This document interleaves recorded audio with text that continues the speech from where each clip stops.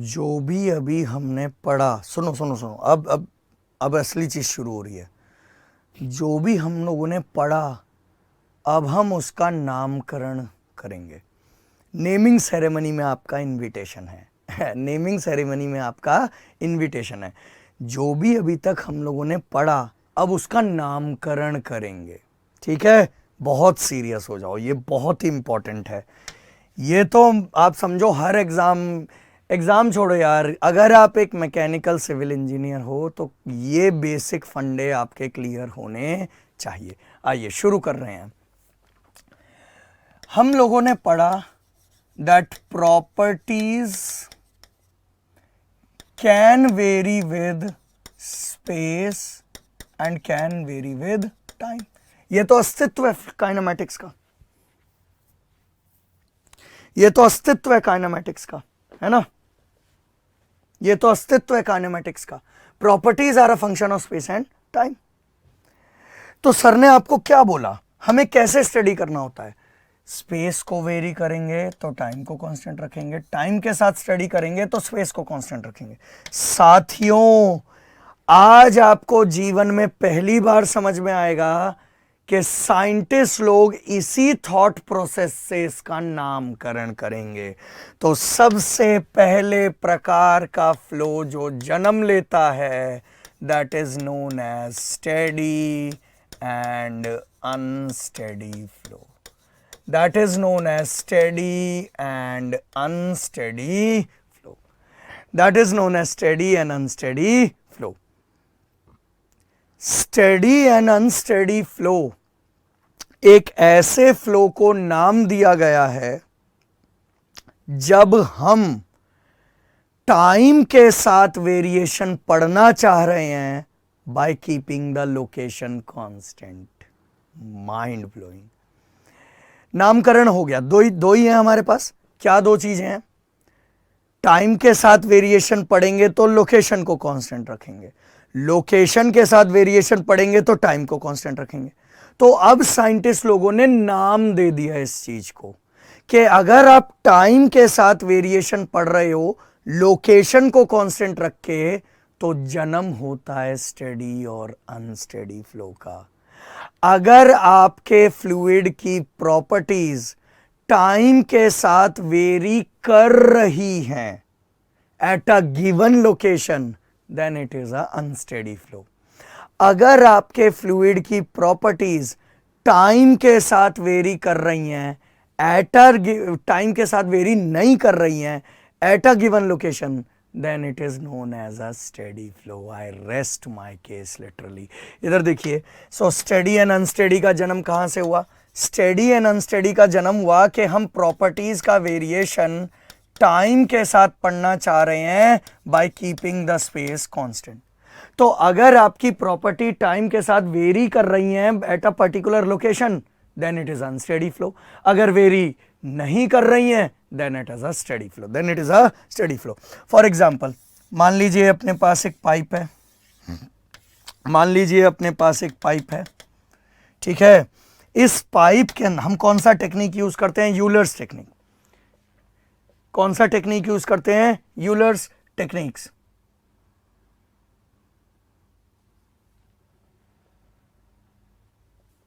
इधर देखिए, so therefore हम लोग क्या करेंगे, एक स्टेशन डिफाइन करेंगे, सिर्फ एक स्टेशन। अच्छा सुनो, अब कुछ बच्चे बोलेंगे सर यहाँ पर आपने दो स्टेशन क्यों नहीं लिए?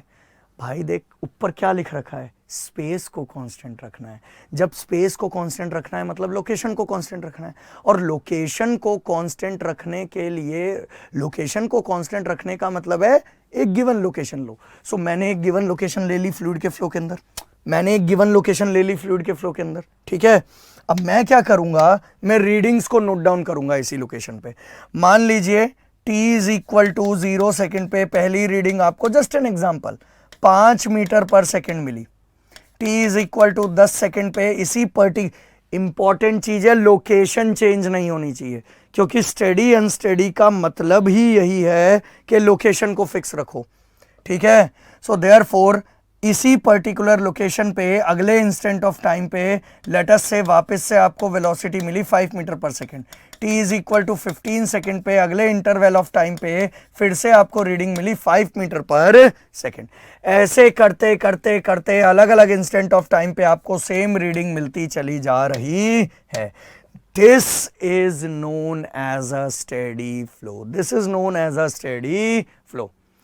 A steady flow is the one in which the properties of the fluid, अच्छा बेटा स्टेडी अनस्टेडी का मतलब है कोई सी भी प्रॉपर्टी, नॉट नेसेसरी वेलोसिटी।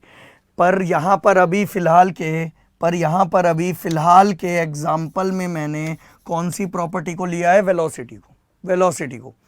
लेकिन ऐसा कोई मैंडेटरी नहीं है कि आप वेलोसिटी को ही लें, समझ रहे हो बात को भाई? इसकी जगह डेंसिटी भी कैलकुलेशन हो सकता था, इसकी जगह टेम्परेचर कुछ और चीज भी कैलकुलेशन हो सकता था, कोई दिक्कत नहीं है। लेकिन अगर आपका फ्लूइड का फ्लो स्टेडी है ना तो कोई सी भी प्रॉपर्टी चेंज नहीं होगी। गजब। अगर आपका फ्लूइड का फ्लो स्टेडी है तो ना तो डेंसिटी चेंज होगी, ना तो प्रेशर चेंज होगा, ना तो आपका वेलोसिटी चेंज होगा, ना टटेम्परेचर चेंज होगा, ना कोई और प्रॉपर्टी चेंज होगी with respect to time but at a given location, so फिलहाल मैंने प्रॉपर्टी लग किसी भी प्रॉपर्टी पे सकता है लेकिन फिलहाल velocity. So therefore you can see that the property is not varying with respect to time, the property is not varying with respect to time but at a given location, such a fluid flow is known as a steady flow, और अगर ये steady flow है बच्चों, अगर ये steady flow है तो मैं क्या लिख सकता हूं? change in velocity with respect to time at a given space is 0, change in velocity with respect to time at a given space is 0, ठीक है? और क्या लिख सकता? मैंने क्या बोला? कोई सी भी property. So change in density with respect to time at a given space is also 0। लेकिन ये तभी हो पाएगा जब आपका फ्लूइड का फ्लो कैसा है? स्टेडी फ्लो है, स्टेडी फ्लो है। अगर ये प्रॉपर्टी चेंज करती हैं टाइम के साथ at a particular location, then it is an unsteady flow, very good. So आखिरी बार मैं रिवाइज करवा रहा हूं, टाइम के साथ वेरिएशन हो रहा है तो वो अनस्टेडी है, टाइम के साथ वेरिएशन नहीं हो रहा है तो वो स्टेडी है। ऑफ कोर्स जब कभी भी मेरे मुंह से ये निकल रहा है कि टाइम के साथ मींस लोकेशन फिक्स। अब बताओ देखो, साइंस में रुचि लो यार, रुचि लो साइंस में। साइंटिस्ट लोगों का थॉट प्रोसेस समझो। उन्होंने आपको बताया स्पेस के साथ है, टाइम के साथ है। उन्होंने पहले का नामकरण कर दिया कि टाइम के साथ अगर है और स्पेस को कांस्टेंट रख के स्टडी कर रहे हैं, become steady and unsteady flow. अब क्या करेंगे? अगले में क्या करेंगे? सोचो, अगले में क्या करेंगे? स्पेस को वेरी करेंगे और टाइम को फिक्स रखेंगे और प्रॉपर्टी की स्टडी करेंगे, और वहीं से जन्म होगा दो और प्रकार के फ्लो का, which is uniform and non uniform flow. मजा ही आ गया यार जिंदगी का। कॉलेज लाइफ में रट्टा मारा करते थे, स्टडी है अनस्टडी है, रट्टा मारेंगे। अखिलेश अभी बताऊंगा, पहले ये समझो, इधर देखें। सो uniform and non uniform flow, very good. अब यूनिफॉर्म और नॉन यूनिफॉर्म फ्लो का क्या लॉजिक होगा? यहां पर हम लोग स्पेस के साथ प्रॉपर्टी का वेरिएशन पढ़ेंगे, टाइम को फिक्स रख के।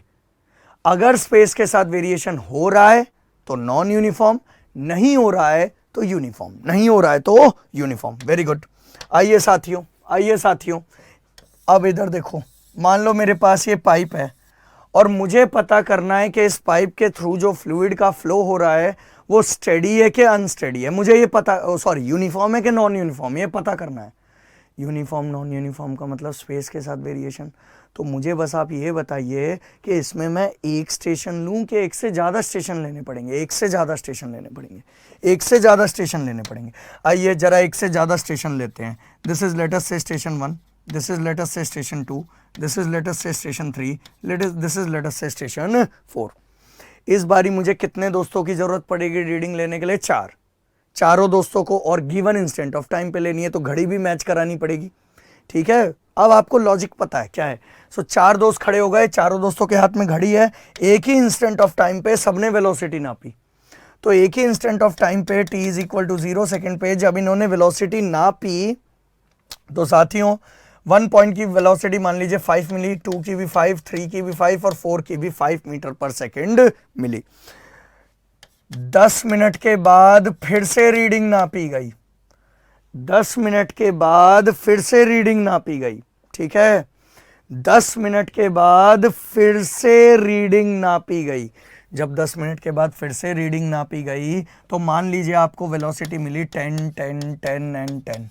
20 मिनट के बाद फिर से रीडिंग नापी गई तो आपको रीडिंग मिली लेट अस से 20, 20, 20 एंड 20 या फिर 3, 3, 3, कुछ doesn't matter. Such kind of a fluid flow is known as a uniform flow. Such kind of a fluid flow is known as a bloody uniform flow. Is known as a uniform flow. कृपया करके board पे देखें, कृपया करके board पे देखें। You know, a uniform flow is the one in which the velocity of the flow. पहला अंतर समझो please, it's my humble request. जो स्टेडी अनस्टेडी होता है ना, वो जनरली हम किसी भी प्रॉपर्टी के लिए लिखते हैं, जबकि यूनिफॉर्म और नॉन यूनिफॉर्म जनरली केवल हम वेलोसिटी के लिए लिखते हैं। इसमें भी मैं जनरली कह रहा हूं क्योंकि कुछ कुछ बुक्स इसमें भी प्रॉपर्टीज को लिख देती हैं, but mainly examination point of view से और दूसरे तरीकों से ये देखा गया है कि यूनिफॉर्म नॉन यूनिफॉर्म में we are dealing with velocity. Okay, so you know a uniform flow is the one in which the velocity of the flow is not changing. The velocity of the flow is not changing with space at a given instant of time. At a given instant of time. Then it is known as a uniform flow. Then it is known as a uniform flow. हाँ, बिल्कुल ऐसा हो सकता है। बच्चा बोलेगा sir अगले instant of time पे तो ये वैल्यू चेंज हो गई। अरे हो जाने दे, कोई टेंशन नहीं भाई। टाइम, जब तुम यूनिफॉर्म नॉन यूनिफॉर्म पढ़ रहे हो तो टाइम का तो रोल ही नहीं है ना, टाइम को तो फिक्स रखना है स्पेस के साथ वेरिएशन देखना है। समझ रहे हो बात को? सो देयरफॉर अगले इंस्टेंट ऑफ टाइम पे भले ही वेलोसिटी चेंज हो गई, लेकिन कितने बच्चे देख पा रहे हैं कि अगले इंस्टेंट ऑफ टाइम पे हर स्टेशन पे वेलोसिटी सेम है? It's a uniform flow. अगले इंस्टेंट ऑफ टाइम पे मान लीजिए वेलोसिटी चेंज हो गई, अगले इंस्टेंट ऑफ टाइम पे मान लीजिए वेलोसिटी चेंज हो गई, लेकिन अगले इंस्टेंट ऑफ टाइम पे सारे स्टेशन पे वेलोसिटी सेम है, सारे स्टेशन पे वेलोसिटी सेम है। यूनिफॉर्म फ्लो है, यूनिफॉर्म फ्लो है। Clear guys? अच्छा चलो एक क्वेश्चन पूछते हैं आपसे। तो यूनिफॉर्म फ्लो के लिए आप क्या लिख सकते हो? यूनिफॉर्म फ्लो के लिए लिख सकते हो change in velocity with respect to space. Change in velocity with respect to space, okay dear, at a given instant of time is 0 if your fluid flow is a uniform flow. If your fluid flow is a uniform flow. If your fluid flow is a uniform flow. Very good. अच्छा, अब आप लोग सोच के देखो, अब आपके दायरे खुलने चाहिए सोच के। अब आप जरा सोच कर देखिए, ये जो अभी डायग्राम मैंने बोर्ड पे बनाया है ये यूनिफॉर्म तो है, नो डाउट इन दैट, लेकिन क्या ये स्टेडी है? क्या ये स्टेडी है? आओ पता करते हैं, आओ पता करते हैं कि ये स्टेडी है कि नहीं है। कैसे पता करेंगे बच्चों? देखो, स्टेडी अनस्टेडी पता करना है तो लोकेशन को फिक्स रखना पड़ेगा। सो इन चारों स्टेशन में से किसी एक लोकेशन को पकड़ो, ठीक है, और उस एक लोकेशन पे देखो टाइम के साथ वेरिएशन हो रहा है क्या? The answer is yes. तो ये जो बोर्ड पे डायग्राम बना रखा है ये यूनिफॉर्म तो है लेकिन अनस्टेडी है। ये यूनिफॉर्म तो है लेकिन अनस्टेडी है। तो साथियों, मजाक मजाक में टोटल जो हमारे 4 परमुटेशन कॉम्बिनेशन थे उनको अब नाम मिल गया है। अब कौन कौन से 4 परम्यूटेशन कॉम्बिनेशन होंगे, चलो इधर देखो, कौन कौन से 4 परम्यूटेशन कॉम्बिनेशन होंगे। आपका फ्लूइड का फ्लो स्टेडी हो सकता है और यूनिफॉर्म हो सकता है, स्टेडी एंड यूनिफॉर्म हो सकता है। आपका फ्लूइड का फ्लो स्टेडी हो सकता है एंड नॉन यूनिफॉर्म हो सकता है। आपका फ्लूइड का फ्लो अनस्टेडी हो सकता है एंड यूनिफॉर्म हो सकता है। आपका फ्लूइड का फ्लो अनस्टेडी हो सकता है एंड नॉन यूनिफॉर्म हो सकता है। ओ माय गॉड, 4 तरह के फ्लूइड के फ्लो पॉसिबल है। अच्छा, गुरु मंत्र फिर से लिख रहा हूं। अब देखो गुरु मंत्र देखो भाई, कुछ भी नहीं बदला है। जो भी 4 डायग्राम बनाए थे वही 4 परम्यूटेशन कॉम्बिनेशन है। यहां पर टाइम के साथ वेरी कर रहा है तो अनस्टेडी, नहीं कर रहा है तो स्टेडी, है ना। स्पेस के साथ वेरी कर रहा है तो नॉन यूनिफॉर्म, नहीं कर रहा है तो यूनिफॉर्म, खत्म। सो देयरफॉर इधर देखिए, गुरु मंत्र क्या था पिछले वाले बोर्ड पे याद की, ये देखो, ये रहा गुरु मंत्र।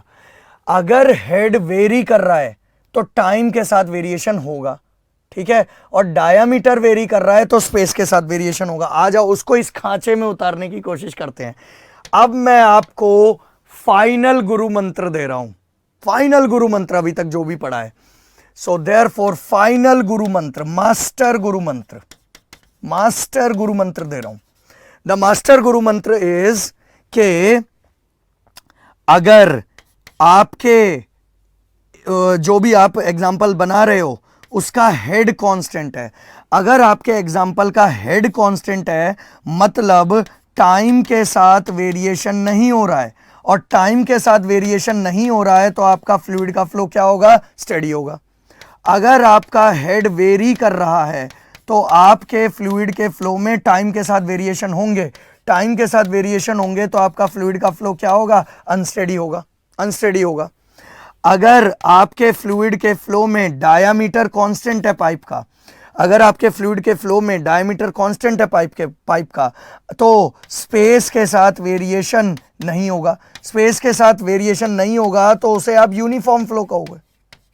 नामकरण हो गया बच्चे, ठीक है। और डायामीटर अगर वेरी कर रहा है तो स्पेस के साथ वेरिएशन होगा, स्पेस के साथ वेरिएशन होगा तो आप उसे नॉन यूनिफॉर्म कहोगे। अब आपके लिए बच्चों का खेल है, ससुरा एग्जामिनर का गर्दा छुड़ा के आ जाना। इंटरव्यू हॉल में यस, जंग है तो है, अंत तक ले जाएंगे। है भाई, इंटरव्यू से चिढ़ है, क्यों नहीं है, अंत तक ले जाएंगे। अगर इतना पढ़ाने के बाद भी इंटरव्यू हॉल में अगर शांत है जी तो फिर पढ़ने का फायदा क्या हुआ। गर्दा छिड़ा के आओ एकदम। इधर देखिए, अब क्या है, अब दिमाग चलाओ अपना। अगर आपको एक ऐसा फ्लूइड के फ्लो का एग्जांपल देना है कि वो फ्लूइड का फ्लो स्टेडी भी हो और यूनिफॉर्म भी हो, तो ये एक ऐसा फ्लो होना चाहिए which is connected to a uniform cross section pipeline having a constant head. खत्म। ये जो आपका फ्लूइड का फ्लो होगा ये स्टेडी और यूनिफॉर्म होगा।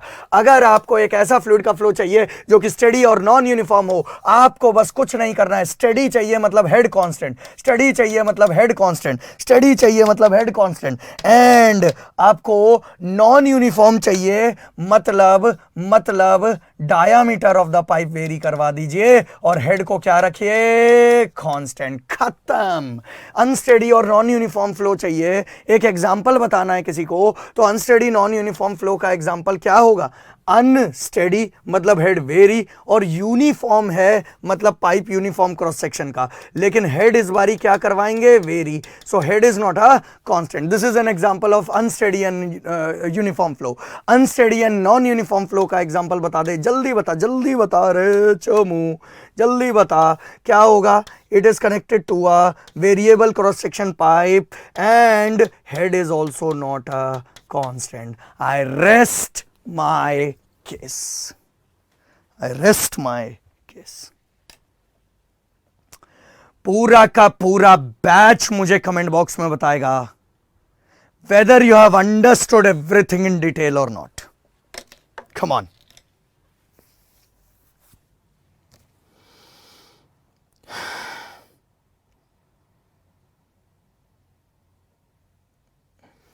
So, जो परमुटेशन, अब ससरा किसी भी प्रकार का फ्लो आ जाए आप जवाब दे सकते हो।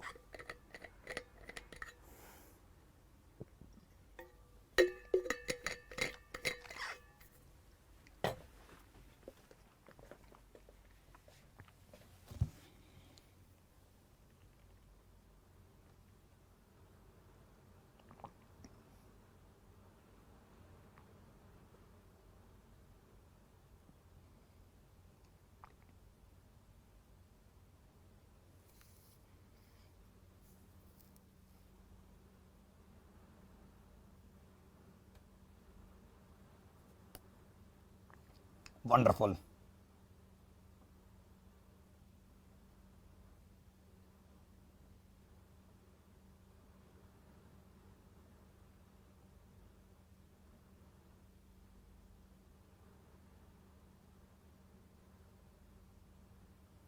Wonderful.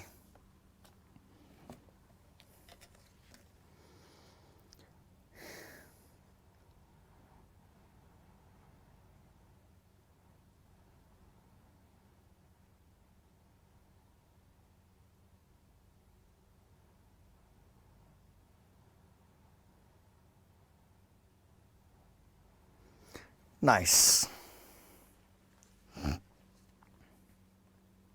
Nice.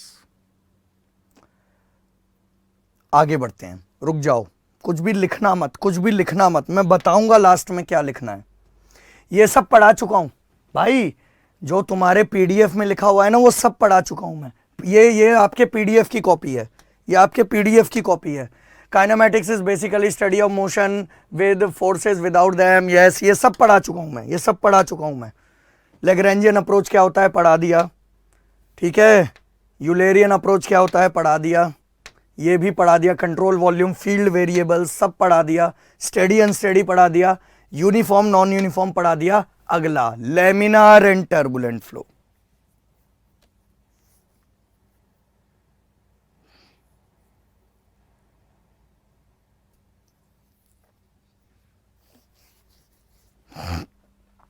अगला लेमिनार एंड टर्बुलेंट फ्लो। देखिए लेमिनार और टर्बुलेंट फ्लो हमारे पूरे चैप्टर्स हैं, लेमिनार और टर्बुलेंट फ्लो हमारे पूरे चैप्टर्स हैं, बाद में पढ़ेंगे, ठीक है। लेमिनार फ्लो लगभग 6 घंटे का चैप्टर है और टर्बुलेंट फ्लो लगभग 2 घंटे का चैप्टर है। तो इस वक्त बोर्ड पे ये जो हम क्या पढ़ रहे हैं, ये टाइप्स ऑफ फ्लूइड फ्लो पढ़ रहे हैं। So what are the various types of fluid flow? Steady unsteady, uniform non uniform, laminar turbulent, और एक और है इसके बाद जो भी पढ़ाऊंगा मैं, ठीक है। सो ये क्या पढ़ रहे हो तुम अभी बोर्ड पे? टाइप्स ऑफ फ्लूइड फ्लो, ठीक है। सो टाइप्स ऑफ फ्लूइड फ्लो में पहला होता है स्टेडी अनस्टेडी, दूसरा होता है यूनिफॉर्म नॉन यूनिफॉर्म, तीसरा होता है क्या? Laminar and turbulent, laminar and turbulent. लेकिन बेटा ये पूरे के पूरे चैप्टर ही हैं, ये तो हमें बाद में पढ़ने ही हैं। आज मैं केवल डेफिनेशन बता दे रहा हूँ। सो ये तो खैर हर बच्चे को ही पता होता है। A laminar flow is something which flows in the form of layers. हर लेयर की यूनिक वेलोसिटी होती है, हर लेयर अपनी खुद की वेलोसिटी से फ्लो करता है, ठीक है। So each and every layer has a unique velocity, has a unique velocity. So जैसे ये एक लेयर है, ये एक दूसरा लेयर है, both the layers are going to move with a uniform with a unique speed is laminar flow without any intermixing। कोई intermixing नहीं हो रहा, कोई कोलिजन नहीं हो रहा, हर कोई अपने मार्ग में सभ्यता निभा रहा है। This is laminar flow. जबकि टर्बुलेंट फ्लो में क्या होता है? There is huge order intermixing of fluid particles, there is huge order intermixing of fluid particles. Very good. Laminar flow और टर्बुलेंट फ्लो कौन सा है, इसे कैसे पता करते हैं, आगे पढ़ाएंगे, आगे तो काम ही यही सब है। कौन सा नंबर प्रयोग में लाते हैं, that is known as Reynolds number. क्या कहते हैं बेटा इसको, रेनॉल्ड्स नंबर कहते हैं, ठीक है। सो रेनॉल्ड्स नंबर आगे मैं पढ़ाऊंगा, ये तो पढ़ना ही है। रेनॉल्ड्स नंबर होता है rho V D by mu. So Reynolds number के बेसिस पे डिसाइड होता है कि कौन सा फ्लो लेमिनार है और कौन सा फ्लो टर्बुलेंट है। आगे पढ़ाएंगे, ये तो पूरा चैप्टर ही है। But laminar flow generally occurs at low velocity and high viscosity.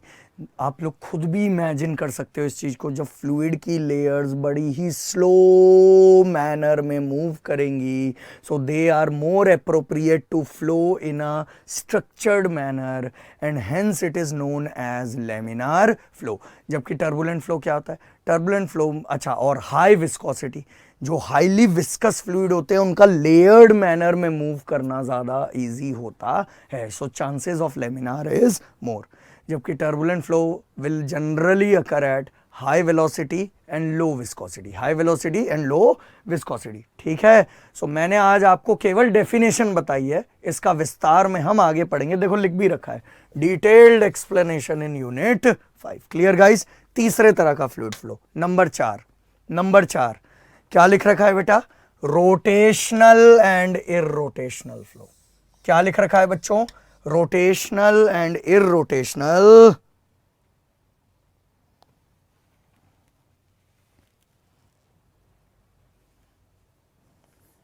Rotational and irrotational flow, rotational and irrotational flow, okay. 4 साल की इंजीनियरिंग तब रोज आती है, लिटरली रोज आती है, जब एक मैकेनिकल सिविल इंजीनियर आकर ये बोलता है कि, स्टेटमेंट सुनना बच्चे की, कि सब पानी घूम रहा है तो ये रोटेशनल है। मर जा, उसी पानी में डूब के निपट जाइयो। पानी के घूमने को रोटेशनल नहीं कहा जाता है, पानी के घूमने को वोर्टेक्स मोशन कहा जाता है, ठीक है। सो पानी का घूमना रोटेशनल नहीं है, पार्टिकल का घूमना रोटेशनल होता है। सो ऐसा हो सकता है कि फ्लूइड गोल घूम रहा हो लेकिन पार्टिकल ना घूम रहा हो, दैट इज इररोटेशनल। एंड ऐसा भी हो सकता है कि फ्लूइड गोल घूम रहा हो और पार्टिकल भी घूम रहा हो, that is rotational, that is rotational. So a fluid flow in which the fluid particles rotate about their axis is known as rotational fluid flow, rotational fluid flow। अच्छा एक और चीज बताओ, जैसे किसी को रोटेशनल होना है तो पार्टिकल को गोल घूमना पड़ेगा, पार्टिकल को गोल घूमना पड़ेगा तो पार्टिकल पे टॉर्क लगना चाहिए। भाई टॉर्क लगेगा तभी तो पार्टिकल घूमेगा ना। सो फॉर एग्जांपल अगर ये पार्टिकल है और इसको गोल घूमना है तो बेटा इसके ऊपर टॉर्क लगना चाहिए, टॉर्क लगने के लिए इस पार्टिकल के ऊपर शीयर लगना चाहिए। शीयर कौन प्रोड्यूस करेगा, viscous effect, viscous effect.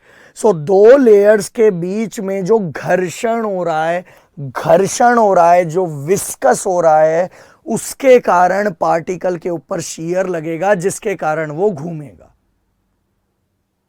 then it becomes rotational, then it becomes rotational। now see for example, ये देखो, ये जो पिंक कलर से बना रखे हैं ये और कुछ नहीं फ्लूइड के पार्टिकल्स हैं। ये जो पिंक कलर से बना रखे हैं ये और कुछ नहीं है, ये फ्लूइड के पार्टिकल्स हैं। सो ये जो फ्लूइड के पार्टिकल्स हैं, यू गाइस कैन सी कि पहले वाले केस में फ्लूइड तो फ्लो कर रहा है, फ्लूइड आगे बढ़ रहा है, लेकिन पार्टिकल अपने एक्सिस के अबाउट नहीं घूम रहा है। सो जब पार्टिकल अपने एक्सिस के अबाउट नहीं घूम रहा है तो ये कौन सा फ्लूइड फ्लो हो गया, इररोटेशनल फ्लूइड फ्लो हो गया। लेकिन ऐसा भी हो सकता है कि फ्लूइड फ्लो कर रहा है और पार्टिकल भी रोटेट कर रहा है, then it is rotational fluid flow, then it is rotational fluid flow. Very good.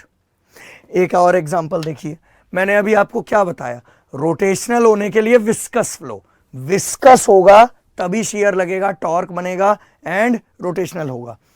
So the flow of the fluid inside the boundary layer, ये एक काफी अच्छा ऑब्जेक्टिव क्वेश्चन है। The flow of the fluid inside the boundary layer is rotational fluid flow. Boundary layer समझते हो तुम लोग? भले ही अभी लास्ट चैप्टर में पढ़ना है, लेकिन यार आइडिया तो है ना, वो पहले ही यूनिट में पढ़ा दिया। जीरो वेलोसिटी, थोड़ा और थोड़ा और थोड़ा, और एक लेवल के बाद velocity becomes equal to free stream velocity. तो ये एक फ्लैट प्लेट है, फ्लैट प्लेट के ऊपर ये जो पिंक कलर की लाइन है, ये बाउंड्री लेयर रीजन को डिफाइन करती है। ये हम आगे आने वाली क्लासों में देखेंगे, ठीक है। बट फिलहाल ये पिंक कलर के नीचे का रीजन कहलाता है बाउंड्री लेयर रीजन। और बाउंड्री लेयर रीजन आप जानते हो कैसा रीजन है? विस्कस रीजन है। विस्कस रीजन है तो लेयर्स के बीच में शीयर होगा, शीयर होगा तो फ्लूइड का फ्लो कैसा है? रोटेशनल। जबकि इस पिंक कलर की लाइन के बाहर का रीजन आउटसाइड बाउंड्री लेयर है, नॉन विस्कस फ्लो होगा, एट फ्री स्ट्रीम वेलोसिटी होगा। सब याद आ रहा होगा। सो नॉन विस्कस फ्लो है तो particles are not going to rotate about their own axis. So you can see here the particles are rotating, the particles are not rotating. So ये काफी important objective question है। The flow of the fluid in the boundary layer region is rotational, but outside the boundary layer region is irrotational. Outside the boundary layer region is irrotational. Outside the boundary layer region is irrotational. इधर देखें, मान लीजिए कोई fluid का flow rotate कर, fluid rotate कर रहा है। सो फॉर एग्जाम्पल मान लीजिए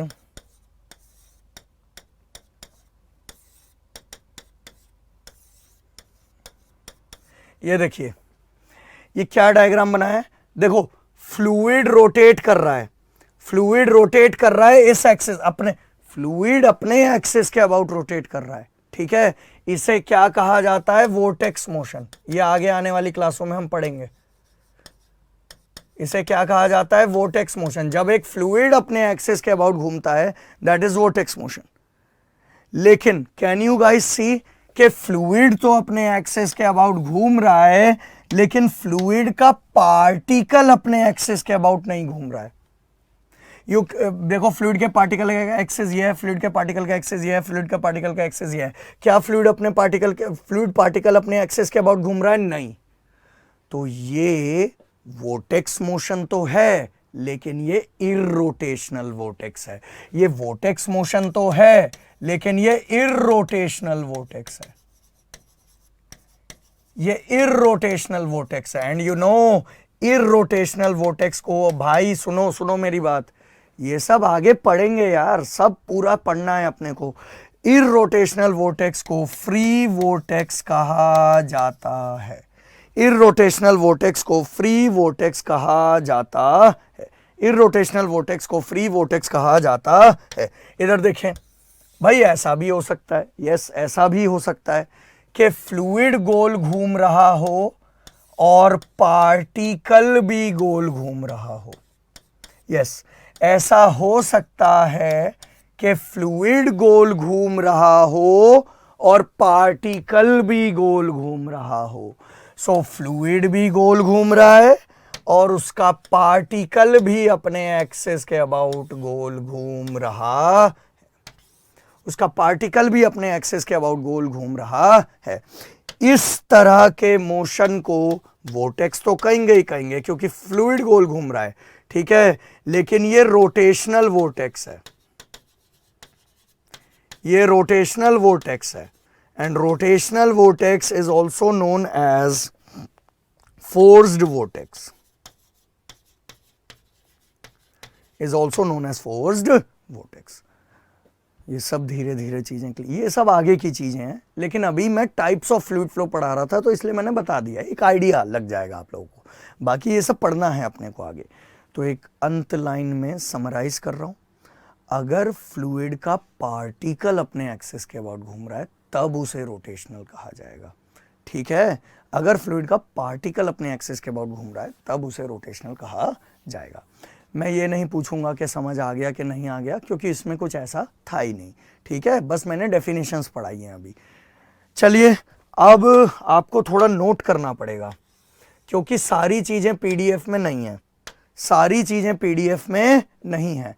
तो मैं आपको जहां पर आपने पीडीएफ नोट किया है पूरा, ठीक है, उसके बाद ही नोट कर लीजिए, एक रेड बॉक्स में बंद कर लेना। जो भी एक्स्ट्रा लिखोगे वो सब एक एक अलग से लिख लो, कोई दिक्कत नहीं है, पढ़ना तो आप ही को है, ठीक है। मैं स्लाइड्स चेंज करता चला जा रहा हूं, आप देख लो, आपको जो भी इंपॉर्टेंट लगे वो आप नोट कर लो, ठीक है। ये पहली वाली स्लाइड नोट कर सकते हो, कर लो नोट, कर लो नोट।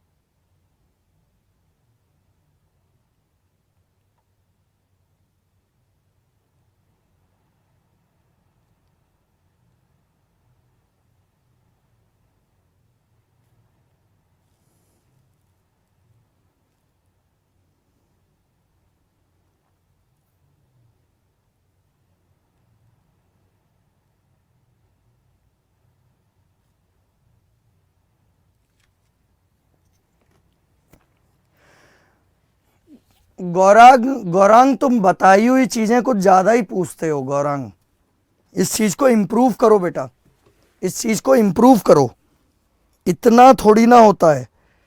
10 बारी चीजें बता दी, आप उसी चीजों को फिर से पूछते चले जाते हो गौरांग। ये आगे लाइफ में प्रॉब्लम करेगा आपको। वंडरफुल।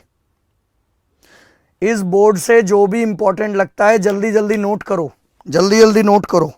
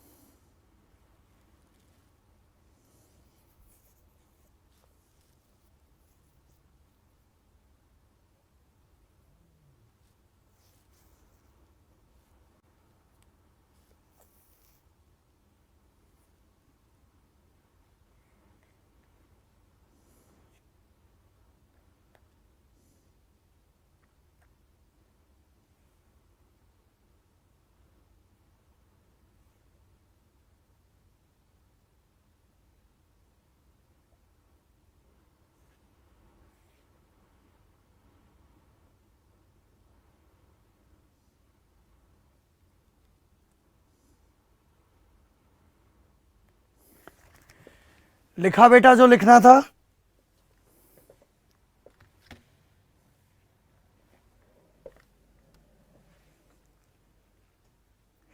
ये नोट करने की जरूरत नहीं है, ये आपके पीडीएफ में लिखा हुआ है, ठीक है। ये नोट करने की जरूरत नहीं है, ये आपके पीडीएफ में लिखा हुआ है।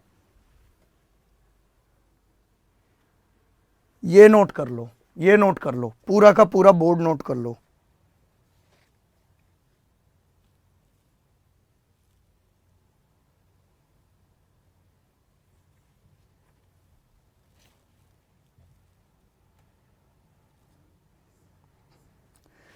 सुमित गुप्ता जी, किसी और दिन बात करेंगे बेटा, अभी गेट और इंजीनियरिंग सर्विसेज निपटा लें, उसके बाद बात करेंगे सुमित। ये सब जो शास्त्रार्थ है ना, ये किसी दिन खाली होंगे तब बात करेंगे इन सब के बारे में Sumit. Shubham Aditya, thanks a lot dear, तुम ही लोगों के लिए है सब। मैनी स्टूडेंट्स आर राइटिंग कि सर आपके गुरु मंत्रा बहुत काम आ जा रहे हैं, आपके गुरु मंत्रा बहुत काम आ जाते हैं न्यूमेरिकल वगैरह में।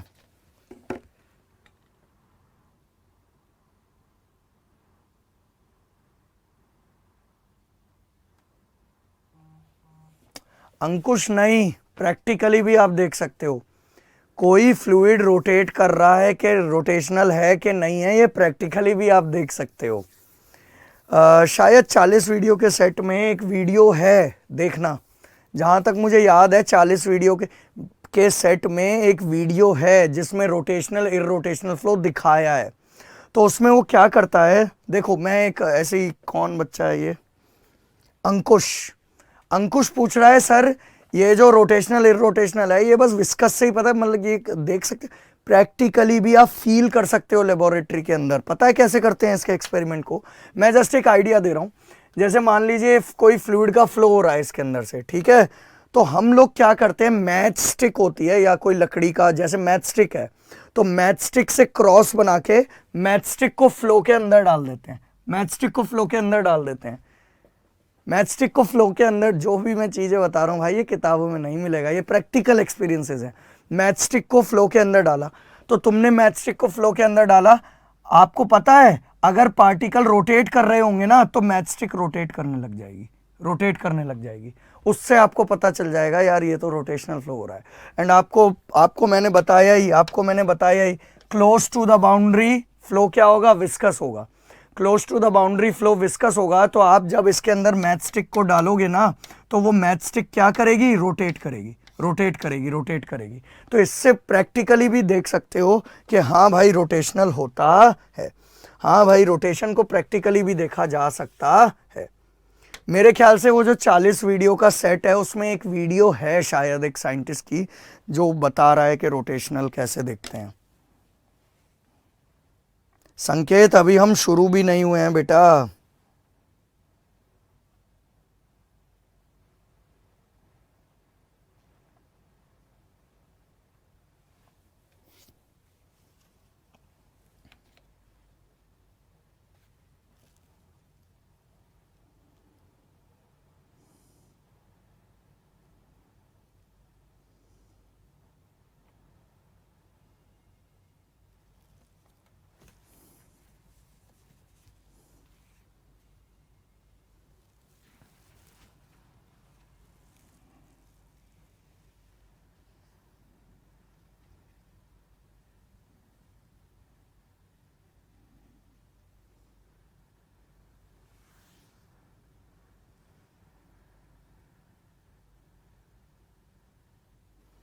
अरे यार अभिषेक बेटा ऐसे क्वेश्चंस मत पूछो यार।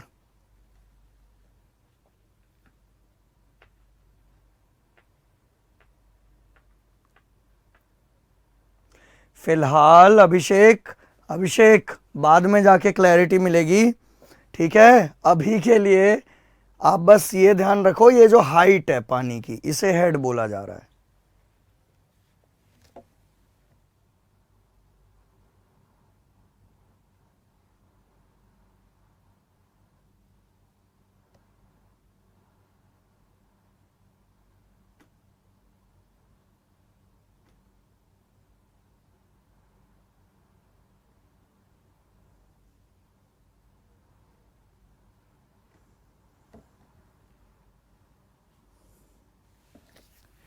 ये लिख ली ये वाली स्लाइड, एक बारी कमेंट बॉक्स में डन लिख दीजिए अगर ये स्लाइड लिख ली है तो।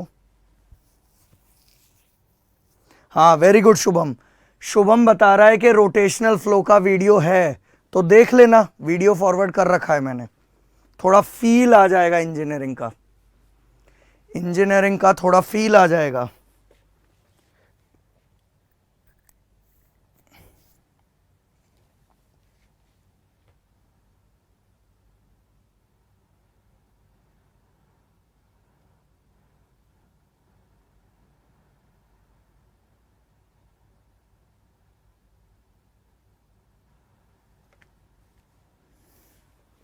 वेरी गुड, लिख लिया होगा ये, हटा दूं इस स्लाइड को।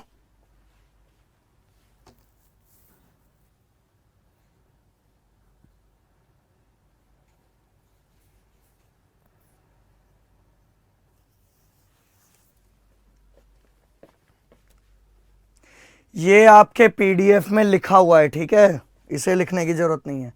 ये लिख लो आप, ये लिख लो, ये बना लो ये वाली स्लाइड।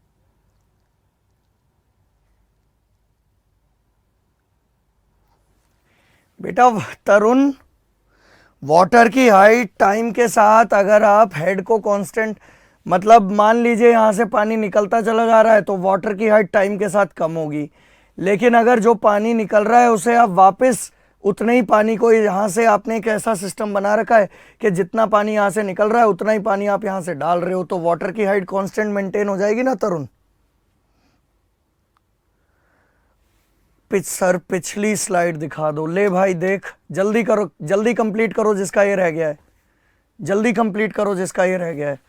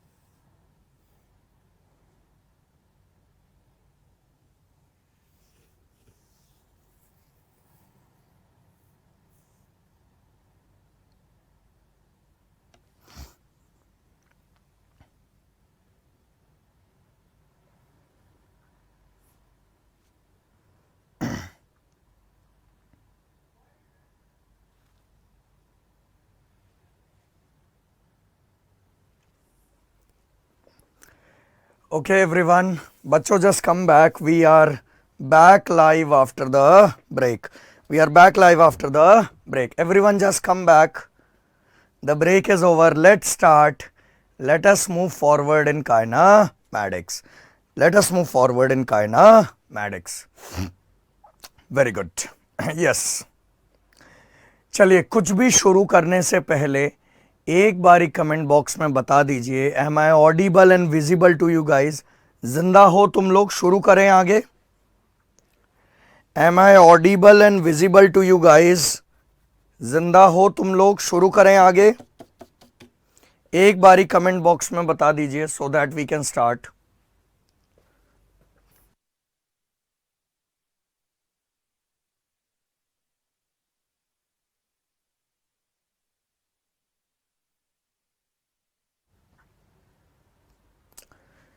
एक बारी कमेंट बॉक्स में बता दीजिए so that we can start. Okay, everything is fine, audible and visible sir. चलो बच्चों शुरू करते हैं। अब हम थोड़े और ज्यादा सीरियस और इंपॉर्टेंट जोन के अंदर एंटर कर रहे हैं। जो पहला हाफ था क्लास का वो इंट्रोडक्टरी था, अब हम डीप डाइव करेंगे और इंपॉर्टेंट जोन्स की तरफ। लेट अस स्टार्ट विद बेटा सबका ध्यान बोर्ड की तरफ। अगर आपका एक मिनट के लिए भी ध्यान भटका, you are a dead duck. I am telling you, आप गए, आप खत्म हैं।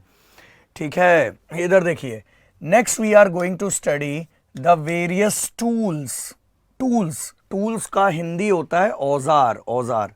सो tools for flow visualisation.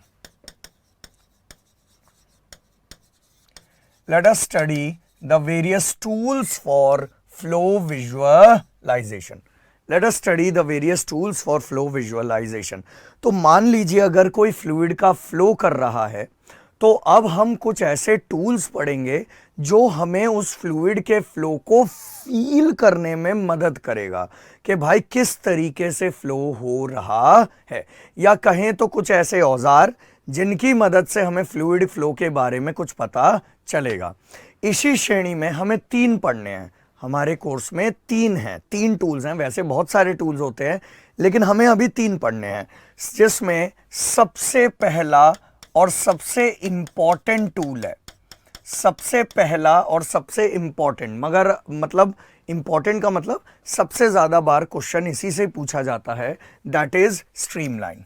That is क्या बच्चों? स्ट्रीमलाइन। Streamline, very good. दूसरा होता है पाथ लाइन और तीसरा होता है स्ट्रीक लाइन। यही तीनों टूल अपने को पढ़ने हैं, स्ट्रीमलाइन, स्ट्रीक लाइन और path line. Streamline, streak line और पाथ लाइन, वेरी गुड। आइए सबसे पहले स्ट्रीमलाइन से शुरू करते हैं कि ये स्ट्रीमलाइन क्या होता है।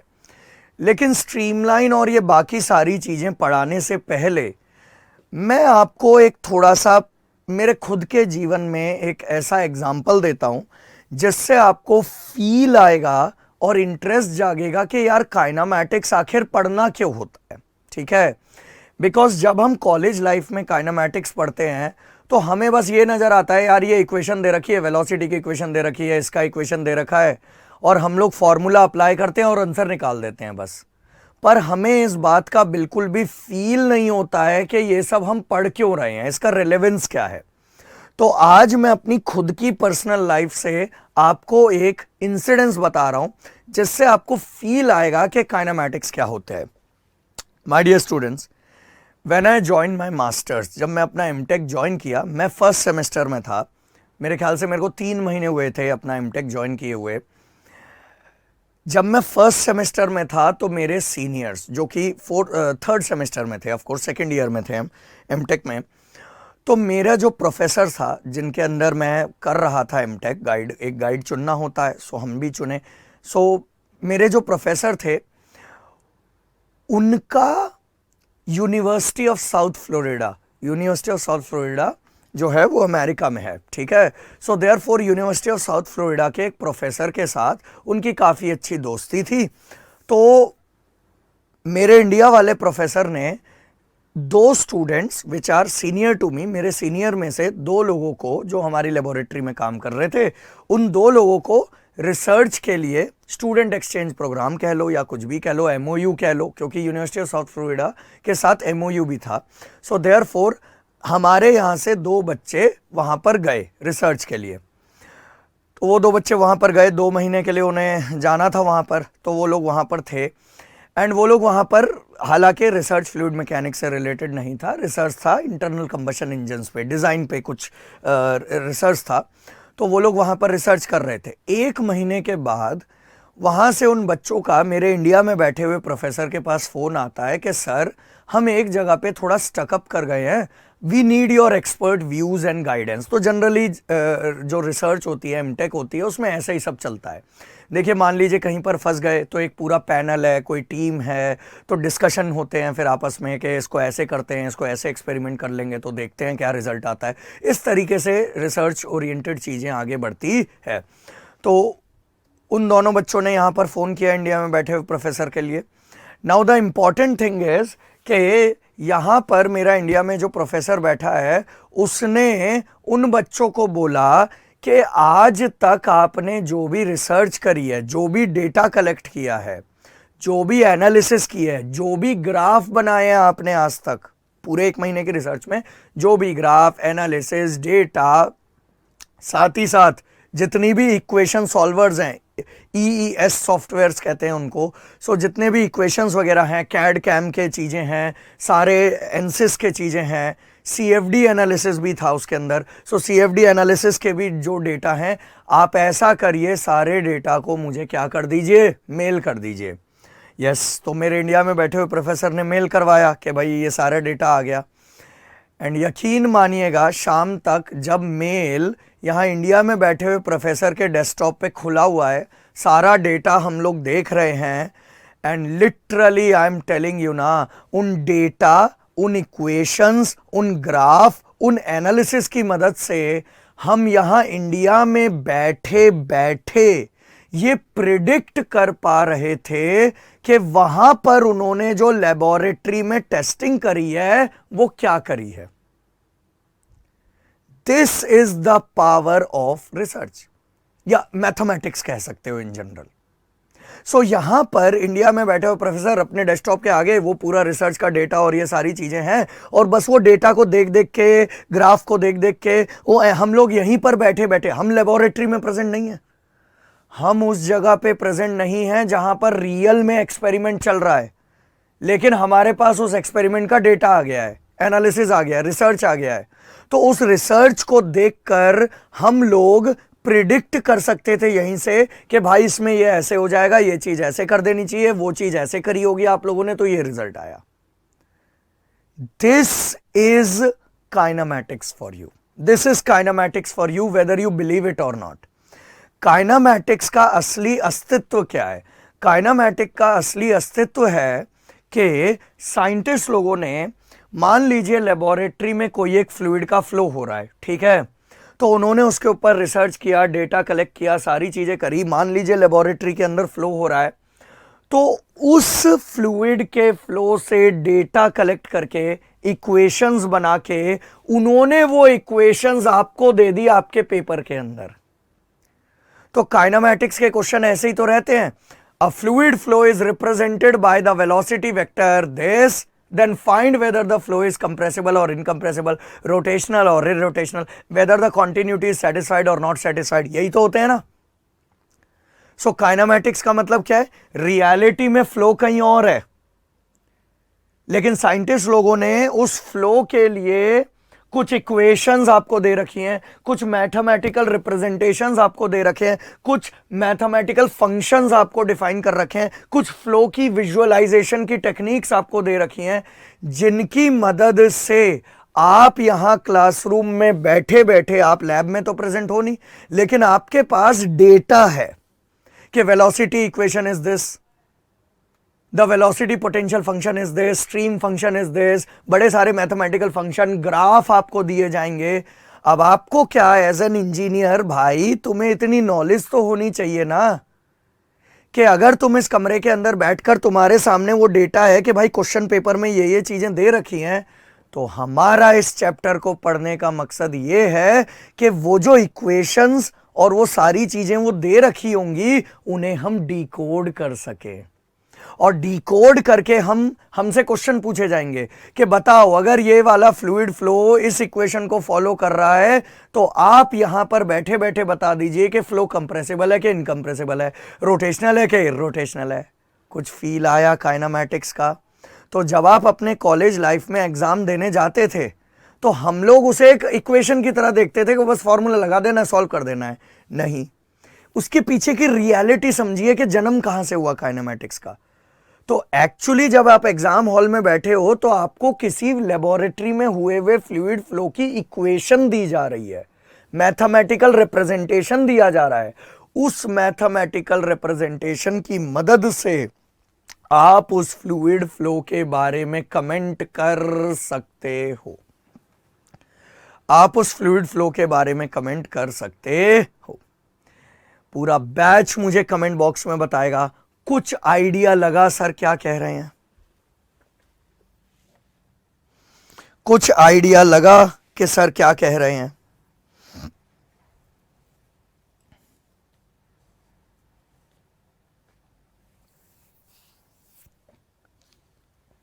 Very good, yes.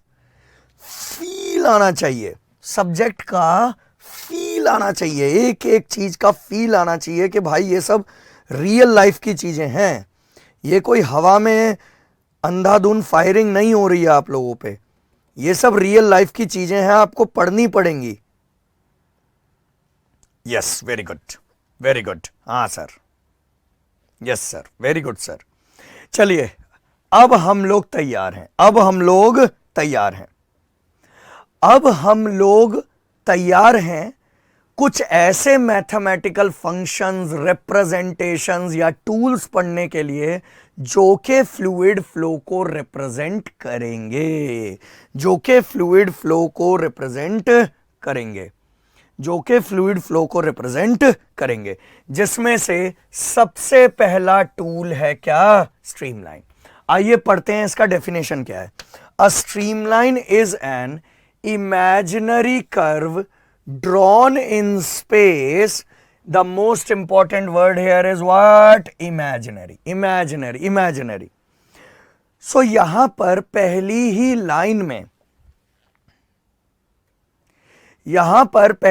लाइन में हमें ये, जैसे फॉर एग्जांपल अब देखो स्ट्रीमलाइन पढ़ के बच्चा भावुक हो जाएगा और बच्चा मेरे पास आएगा, सर ये पानी बह रहा है, सर इस पानी में जरा दिखा दो स्ट्रीमलाइन कहां पर है।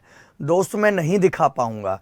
ये एक इमेजिनरी मैथमेटिकल रिप्रेजेंटेशन है फ्लो का।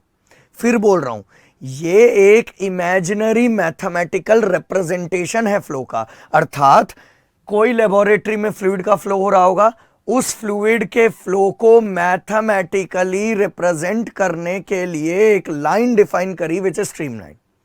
लेकिन ऐसे ही कोई लाइन थोड़ी ना डिफाइन कर देंगे भाई, उस लाइन का कुछ खास बात होगा, तभी तो वो आपको फ्लो के बारे में कुछ डिटेल बताएगा। क्या खास बात है इस लाइन की?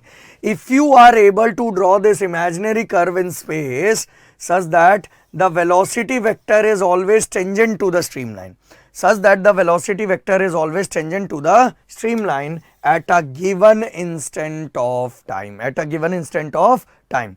चिंता मत करो, सारा समझाऊंगा, पहले सारे पॉइंट्स पढ़ लेते हैं। अगला पॉइंट क्या लिख रखा है? Streamline gives an instantaneous picture of fluid flow. Okay, अगला पॉइंट क्या लिख रखा है? There is no mass flow rate across the streamline because fluid always flows along the streamline and never across the streamline. Fluid always flows along the streamline and never across the streamline. अगला point क्या कह रहा है? Two streamlines can never intersect with each other. बेटा इस पे star mark कर लेना। बेटा ये जो मैं अभी स्टेटमेंट्स बोल रहा हूं, ये सारी स्टेटमेंट्स आपके पीडीएफ में लिखी हुई हैं, ठीक है? तो आपने अपने रजिस्टर में लिख लिया होगा, स्टार मार्क कर लीजिए वहां पर।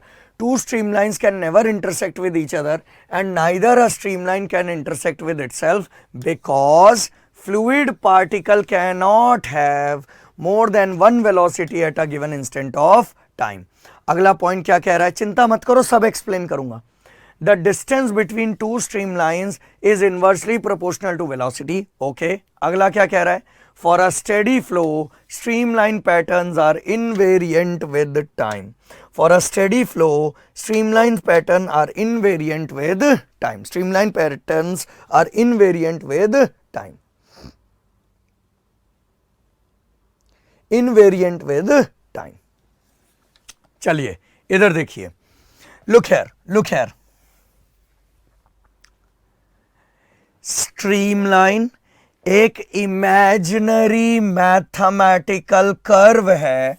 सो ये कोई मैंने एक इमेजिनरी मैथमेटिकल कर्व बनाया जो कि फ्लो को रिप्रेजेंट करने की ताकत रखता है। लेकिन अगर भाई मैं इस इमेजिनरी मैथमेटिकल कर्व को डिफाइन कर रहा हूं तो इसकी कुछ खास बात होगी, ठीक है? क्या क्या खास बातें देखेंगे वो भी। सो ये एक इमेजिनरी मैथमेटिकल कर्व मैंने स्पेस के अंदर डिफाइन किया, लेकिन इस कर्व को मैं स्ट्रीमलाइन केवल तब कहूंगा जब इसकी कुछ खास बात है। क्या खास बात है?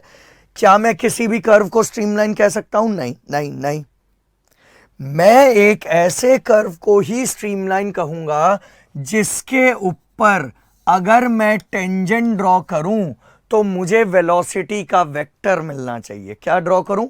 टेंजेंट ड्रॉ करूं तो मुझे वेलोसिटी का वेक्टर मिलना चाहिए। सेम मैनर में अगर मैं यहां पर टेंजेंट ड्रॉ करूं तो मुझे क्या मिलना चाहिए? वेलोसिटी का वेक्टर। सेम मैनर में अगर मैं यहां पर टेंजेंट ड्रॉ करूं तो मुझे क्या मिलना चाहिए? वेलोसिटी का वेक्टर मिलना चाहिए।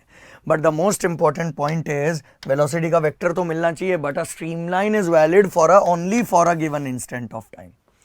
It is an instantaneous picture of fluid flow. It is an instantaneous picture of fluid flow. तो मैं आपको समझाता हूं साइंटिस्ट करना क्या चाह रहे हैं। कोई लेबोरेटरी में एक फ्लूइड का फ्लो है, उसका डेटा कलेक्ट करके उस डेटा की मदद से आप एक ऐसी इक्वेशन बनाना चाह रहे हो जिस इक्वेशन से जब ग्राफ बनेगा उस ग्राफ पे कहीं भी टेंजेंट ड्रॉ कर देंगे तो वेलोसिटी मिलेगा।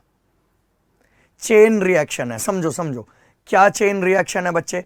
चेन रिएक्शन ये है कि डेटा कलेक्ट किया, डेटा कलेक्ट करके आप लोग एक ऐसी मैथमेटिकल इक्वेशन बनाने की कोशिश कर रहे हो जिस मैथमेटिकल इक्वेशन से ग्राफ बनाने पे, ग्राफ पे टेंजेंट ड्रॉ करने से मुझे वेलोसिटी मिलेगा फ्लो का।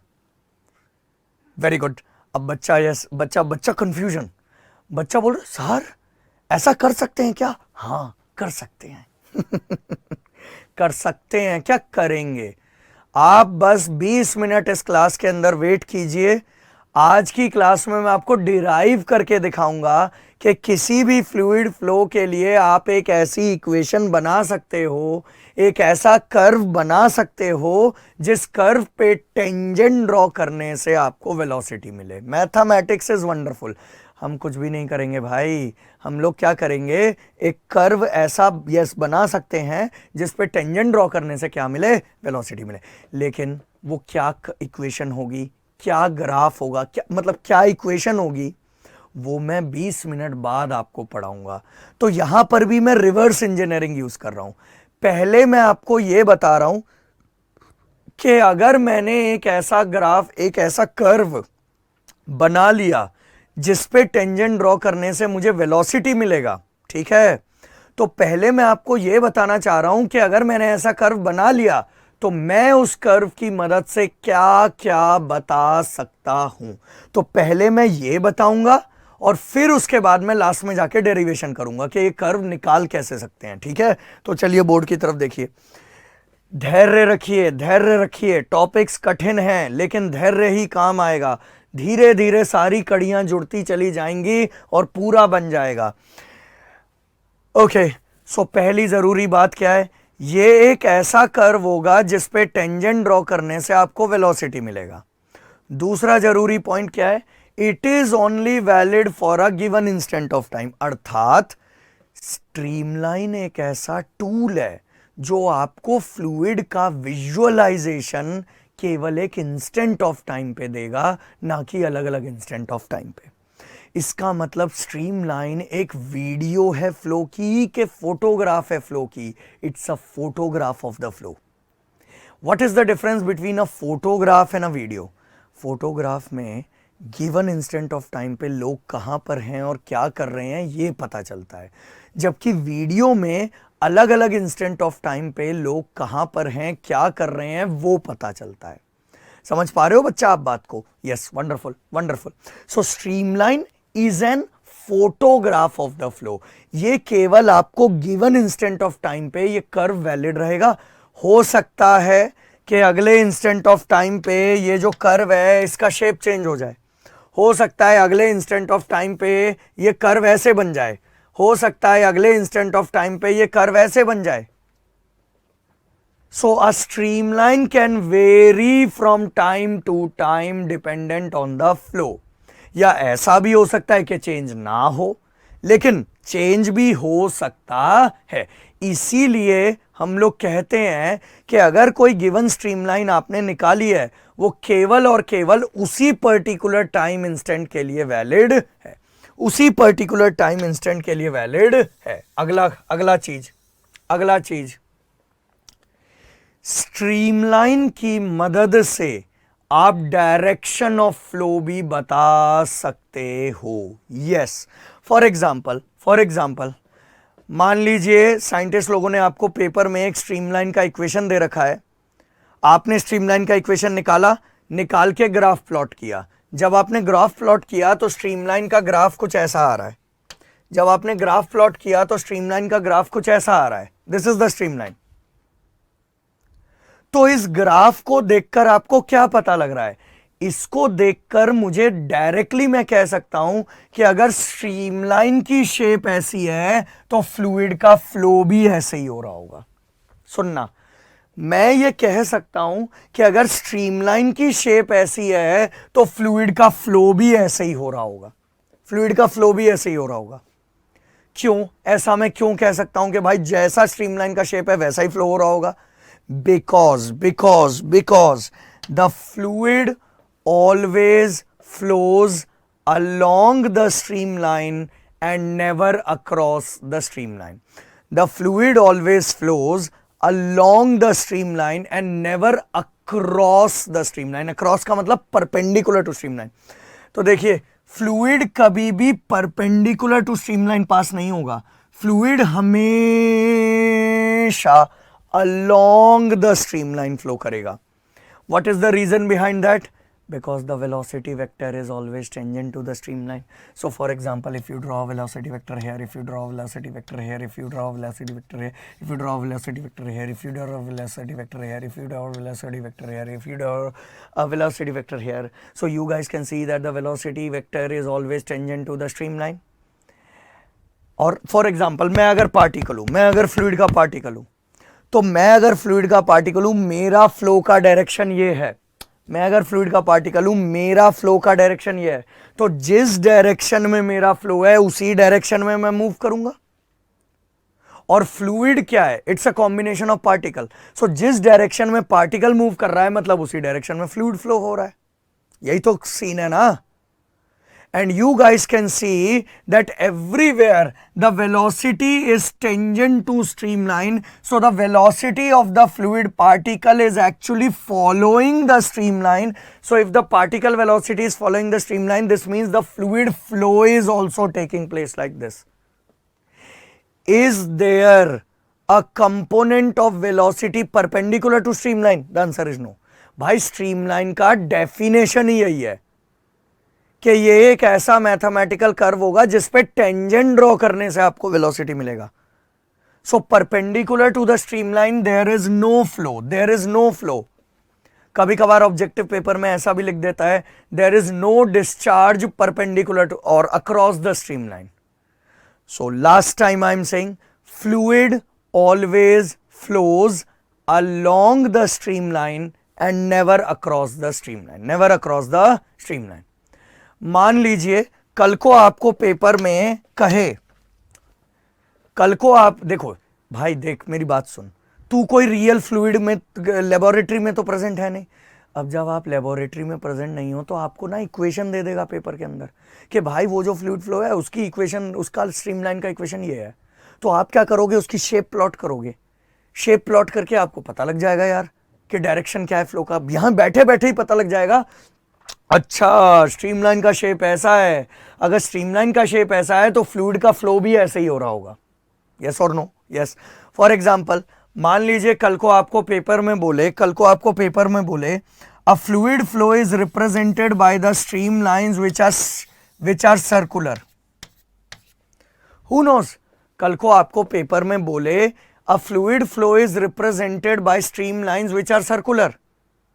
तो क्या मैं ये डायग्राम देखते ही मैं कंक्लूड कर सकता हूं कि भाई ये वोर्टेक्स मोशन हो रहा होगा? क्योंकि जब फ्लूइड गोल घूमेगा तभी तो स्ट्रीमलाइन भी गोल ही बने आएंगी. सो अगर स्ट्रीमलाइंस गोल बन के आ रही हैं मतलब फ्लूइड भी गोल घूम रहा है, फ्लूइड भी गोल घूम रहा है. So fluid always flows along the streamline, it follows the streamline, never across the streamline. So अंत में मैं ये कहना चाहूंगा कि क्या मैं स्ट्रीमलाइन की मदद से डायरेक्शन ऑफ फ्लो निकाल सकता हूं कि भाई फ्लो कैसे हो रहा है? बिल्कुल निकाल सकता हूं. साथियों समझने की कोशिश करो. पहले मैं आपको ये पढ़ा रहा हूं कि अगर मुझे स्ट्रीमलाइन की इक्वेशन मिल गई तो मैं क्या क्या बता सकता हूं. तो पहली चीज आप क्या बता सकते हो? अगर आपको स्ट्रीमलाइन की इक्वेशन मिल गई तो पहली चीज आप क्या बता सकते हो? Velocity bye drawing the tangent. दूसरी चीज आप क्या बता सकते हो? Direction of the flow, flow कैसे हो रहा है. क्योंकि टूल्स है ना, तो इन टूल्स की मदद से आप फ्लो को डिकोड कर रहे हो, फ्लो को डिफाइन कर रहे हो इन टूल्स की मदद से. Very good. आगे बढ़ते हैं. अगला क्या कह रहा है? अगला इंपॉर्टेंट चीज क्या है? एक स्ट्रीमलाइन कभी भी खुद से इंटरसेक्ट नहीं कर सकती. ये तो $1 बिलियन पॉइंट है. ये देखिए, अगर एक स्ट्रीमलाइन खुद ही से इंटरसेक्ट कर गई तो अभी से ही मैं आप लोगों को अभी पढ़ाया that a streamline is valid only for an instant of time. So you guys can see that a particular instant of time, eight a particular instant of time, if this is your streamline, this can't be possible. Why this can't be possible बच्चे? Why this can't be possible? ये इसलिए possible नहीं है, तो given point पर आपके कितने tangent draw हो जाएंगे? 2। एक गिवन पॉइंट पर आपके कितने टेंजेंट ड्रॉ हो जाएंगे? 2। भाई गिवन पॉइंट पर 2 टेंजेंट ड्रॉ होने का मतलब है 2 वेलोसिटीज, और ये वैलिड है एक ही इंस्टेंट ऑफ टाइम के लिए। सो क्या ऐसा कभी भी हो सकता है कि एक ही इंस्टेंट ऑफ टाइम पे किसी व्यक्ति की 2 वेलोसिटीज हो? Not possible. व्यक्ति नहीं, यहां पार्टिकल। सो फॉर एग्जाम्पल मैं अभी आपके सामने खड़ा हूं, तो इस इंस्टेंट ऑफ टाइम पे ऐसा हो सकता है क्या कि मेरा वेलोसिटी 0 भी और 5 भी हो? नहीं। So at a given instant of time the velocity of anything is actually unique, but if a streamline intersect with itself, then at a given instant of time there will be 2 velocities. If it intersects at a given instant of time, there will be 2 velocities will be there, which is impossible, which is impossible. This is the reason why streamlines can never intersect. They can never intersect. They can never intersect. Very good. अगला point, अगला point, अगला point, अगला point साथियों बड़े ही ध्यान से सुनना। किसी भी फ्लूइड के फ्लो के लिए अगर मेरे को स्ट्रीमलाइंस मिल जाती हैं, स्ट्रीमलाइन प्लॉट कर लेता हूं मैं, तो स्ट्रीमलाइन प्लॉट करके भी मैं बड़ी सारी चीजें फ्लो के बारे में बता सकता हूं। जैसे मान लीजिए किसी फ्लूइड के फ्लो के लिए स्ट्रीमलाइन आपने प्लॉट करी और स्ट्रीमलाइन ऐसी मिली आपको। मान लीजिए किसी भी फ्लूइड के फ्लो के लिए आपने स्ट्रीमलाइंस को प्लॉट किया और स्ट्रीमलाइन की आपको ऐसा मिला। कैसी स्ट्रीमलाइंस आई हैं? Straight and parallel, straight and parallel. ठीक है, अब इससे आप क्या बता सकते हो? देखिए एक और ब्यूटीफुल पॉइंट आपके साथ डिस्कस कर रहा हूं। ये जो ऊपर वाली स्ट्रीमलाइन है इसका कुछ इक्वेशन होगा। भाई सुनो, भाई स्ट्रीमलाइन क्या है? एक इक्वेशन ही तो है, इक्वेशन ही तो है जिसे आपने ग्राफ पेपर पे प्लॉट कर रखा है। सो यू सी, अगर आपने एक स्ट्रीमलाइन को प्लॉट किया, so this is the streamline is there. दूसरे पॉइंट पे प्लॉट किया स्ट्रीमलाइन। अरे भाई फॉर एग्जांपल मान लो स्ट्रीमलाइन का कुछ इक्वेशन है, जस्ट एन एग्जांपल दे रहा हूं, एग्जांपल के तौर पे मान लो 2x² + 4y² + something like that, ऐसा कुछ इक्वेशन है स्ट्रीमलाइन, और आपसे पेपर में बोल रहा है this is the equation of streamline. तो आप क्या अलग अलग लोकेशन से पास होने वाली स्ट्रीमलाइन की इक्वेशन निकाल रहे हो, just for the sake of example. So मान लीजिए 2,3 पॉइंट से पास होने वाली स्ट्रीमलाइन की इक्वेशन निकाल रहे हो, 1,1 पॉइंट से पास होने वाली स्ट्रीमलाइन की इक्वेशन निकाल रहे हो। समझ रहे हो आप बातों को? सो अगर आपके पास स्ट्रीमलाइन की इक्वेशन है तो आप पूरे फ्लो के लिए कैसे प्लॉट करोगे? फ्लो में अलग अलग लोकेशन के लिए आप वैल्यू पुट करोगे और स्ट्रीमलाइन की वैल्यू मिल जाएगी। सो देयरफॉर ये मैंने ऐसे ही आपको आइडिया के लिए बताया, बल्कि इधर देखिए आप, तो ये एक स्ट्रीमलाइन है ऊपर वाली और ये एक स्ट्रीमलाइन है नीचे वाली। इस ऊपर वाले का कुछ इक्वेशन होगा, नीचे वाले का कुछ इक्वेशन होगा।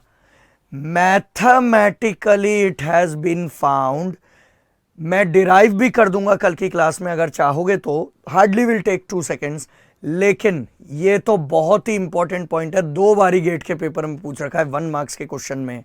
The difference of 2 streamlines, the difference बेटा, subtraction, the difference of 2 streamlines gives the discharge per unit width between those 2 streamlines. So मान लीजिए ऊपर वाली स्ट्रीमलाइन की कुछ इक्वेशन है, नीचे वाली स्ट्रीमलाइन की कुछ इक्वेशन है। अगर आप इन दोनों स्ट्रीमलाइंस की इक्वेशन को सब्सट्रैक्ट कर देते हो, सो मैथमेटिकली इट इज प्रूव्ड कि आप उन दोनों स्ट्रीमलाइंस के बीच का क्या निकाल सकते हो? डिस्चार्ज। उन दोनों स्ट्रीमलाइंस के बीच का क्या निकाल सकते हो? डिस्चार्ज। सो मैं गोल्डन स्टेटमेंट बोल रहा हूं, the difference between 2 streamlines will give the discharge per unit width between those 2 streamlines. इसको हम प्रूव करेंगे शायद कल की क्लास में, डिस्चार्ज बिटवीन दोस 2 स्ट्रीमलाइंस, डिस्चार्ज बिटवीन दोस 2 स्ट्रीमलाइंस। बेटा डिस्चार्ज क्या होता है? डिस्चार्ज होता है area into velocity, and you guys can see that the area between these 2 streamlines is not changing. If the area between these 2 streamlines, देखो ऊपर वाले streamline का इक्वेशन चेंज नहीं हो रहा है, नीचे वाले स्ट्रीमलाइन का इक्वेशन चेंज नहीं हो रहा। अगर ऊपर नीचे वाले स्ट्रीमलाइन का इक्वेशन चेंज नहीं हो रहा तो डिस्चार्ज कांस्टेंट है बिटवीन दिस 2 स्ट्रीमलाइंस। दूसरी बात, इन दोनों स्ट्रीमलाइन के बीच का एरिया भी चेंज नहीं हो रहा। सो एरिया अगर चेंज नहीं हो रहा है तो 101% अगर दो स्ट्रीमलाइंस एक दूसरे के पैरेलल होती हैं, that represents a constant velocity flow. एक और चीज पता चल गई, अगर किसी फ्लूइड के फ्लो की आपने स्ट्रीमलाइन को प्लॉट किया और वो स्ट्रीमलाइन पैरेलल और स्ट्रेट है, this represents that the velocity is constant in the flow. If velocity is constant in the flow, you can say it is an acceleration is zero, and you can say that the flow is uniform, and you can say that the flow is uniform. So when भाई tool है ना, tool का यही तो काम है कि अगर आपने टूल को अच्छे से प्लॉट कर लिया तो वो फ्लो के बारे में बताएगा कुछ कुछ। तो मान लीजिए अगर कोई किसी क्वेश्चन में आपसे बोलता है the streamlines are straight and parallel for the flow, this means straight and parallel streamline represents a fluid flow which is having constant velocity, zero acceleration and uniform. Same manner में अगर कोई fluid के flow के लिए आपने streamlines को plot किया और स्ट्रीमलाइन स्ट्रेट एंड कन्वर्जिंग है, स्ट्रेट एंड कन्वर्जिंग है, स्ट्रेट एंड कन्वर्जिंग है, एक तरह से आप कह सकते हो किसी नोजल में से अगर फ्लो हो रहा है, किसी नोजल में से अगर फ्लो हो रहा है, तो इसी तरह के स्ट्रीमलाइंस आपको मिलेंगे स्ट्रेट एंड कन्वर्जिंग।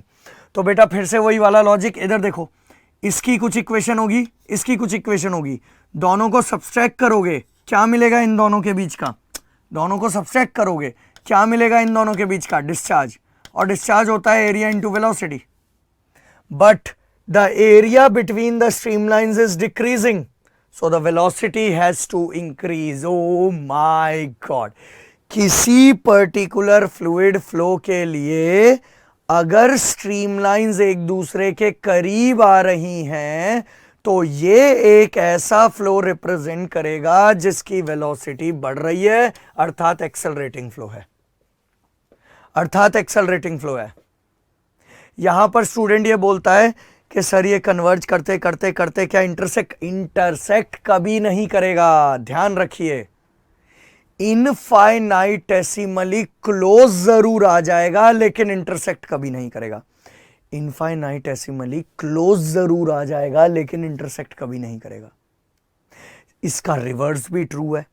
अगर स्ट्रीमलाइंस एक दूसरे से दूर जा रही हैं किसी फ्लो में, मान लीजिए कोई फ्लूइड का फ्लो है, उसका आपने डेटा कलेक्ट करके इक्वेशन बनाया, इक्वेशन से ऐसा स्ट्रीमलाइन बन रहा है, तो स्ट्रीमलाइंस एक दूसरे से दूर जा रही हैं। अगर स्ट्रीमलाइंस एक दूसरे से दूर जा रही हैं देन यू नो इसका उल्टा होगा, velocity will decrease, velocity will decrease. इसीलिए उसने एक बेहतरीन पॉइंट कहा है। क्या पॉइंट कहा है? ये रहा द डिस्टेंस। बेटा ध्यान देना, ध्यान देना, एक पॉइंट क्या है? The difference. डिफरेंस का मतलब subtraction of equations. The difference between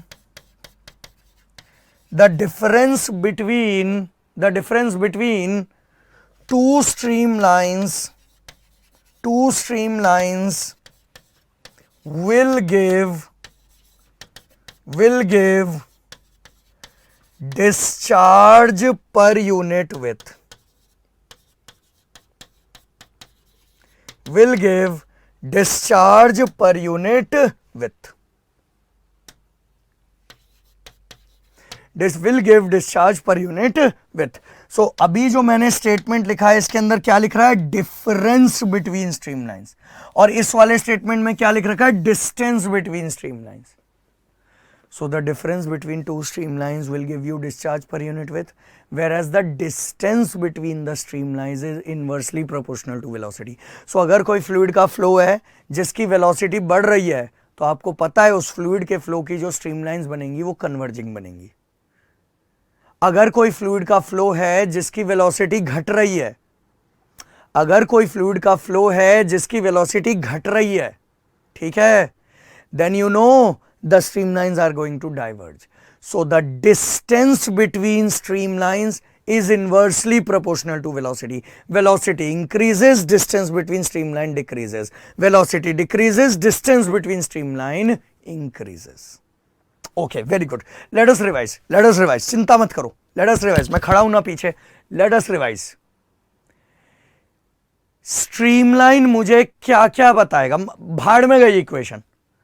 आप बस अभी के लिए ये सोचो कि अगर मैंने इस मैथमेटिकल इक्वेशन को निकाल लिया किसी फ्लो के लिए तो मैं क्या क्या बता सकता हूं उससे। ठीक है, अभी इस पे फोकस करो।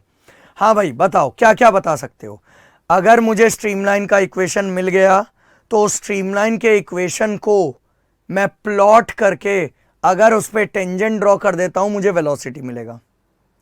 दूसरा चीज, जो भी स्ट्रीमलाइन का शेप होगा उससे मुझे डायरेक्शन ऑफ द फ्लो पता चल सकता है, because fluid always flows along the streamline, never across the streamline.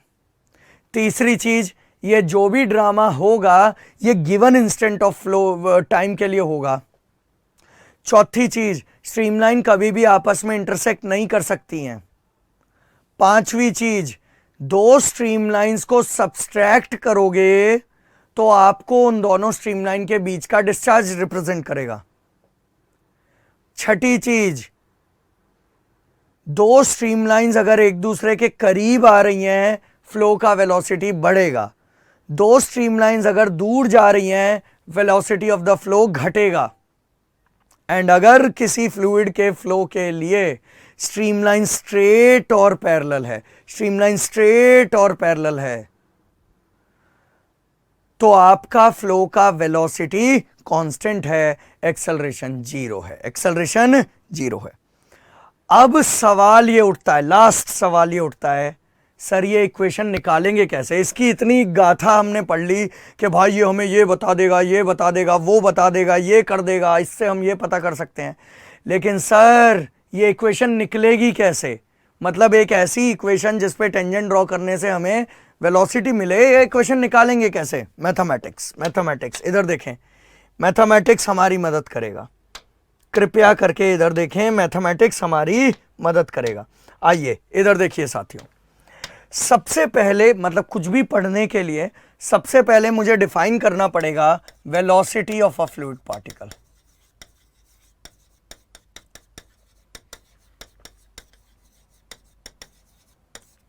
Chapter का नाम क्या है? काइनेमैटिक्स। तो भाई इस चैप्टर में वेलोसिटी, एक्सेलरेशन, रोटेशन यही सब तो पढ़ेंगे, और क्या पढ़ेंगे? फोर्स तो पढ़ना है नहीं, तो केवल मोशन के अंदर जो चीजें हैं रिप्रेजेंटेशन उन्हीं को ही करेंगे। ठीक है, so velocity of the particle. So you know the velocity vector of a fluid particle, the velocity vector of a fluid particle is given as ui cap plus vj cap plus wk cap. हालांकि मैं इसे क्यों लिख रहा हूं? क्योंकि आपके PDF में लिखा हुआ है, ये देखो। So therefore the velocity of a fluid particle is given to be as ui cap plus vj cap plus wk cap, where this u, v and w are components of velocity of a fluid particle in x, y and z direction। 3D flow। कैसा flow? 3D flow. कुछ बच्चों को यही नहीं समझ में आता कि सर x डायरेक्शन और y डायरेक्शन और z डायरेक्शन की वेलोसिटी नहीं पता चल पा रही है। सर बिल्कुल नौसिखी है साइंस में।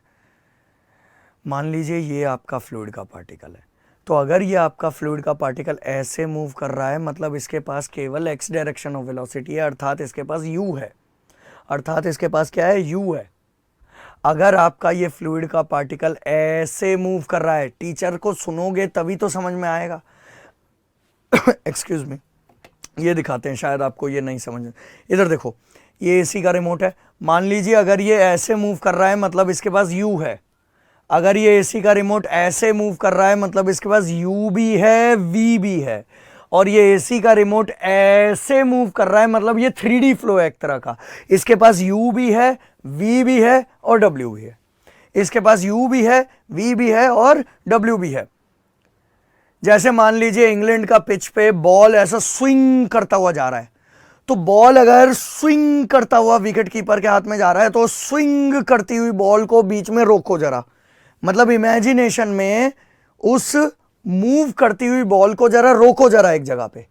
तो आपको पता है उस बॉल के पास 3 वेलोसिटी कंपोनेंट होंगे उस गिवन लोकेशन पे, u, v and w, because that ball is actually doing a 3D flow.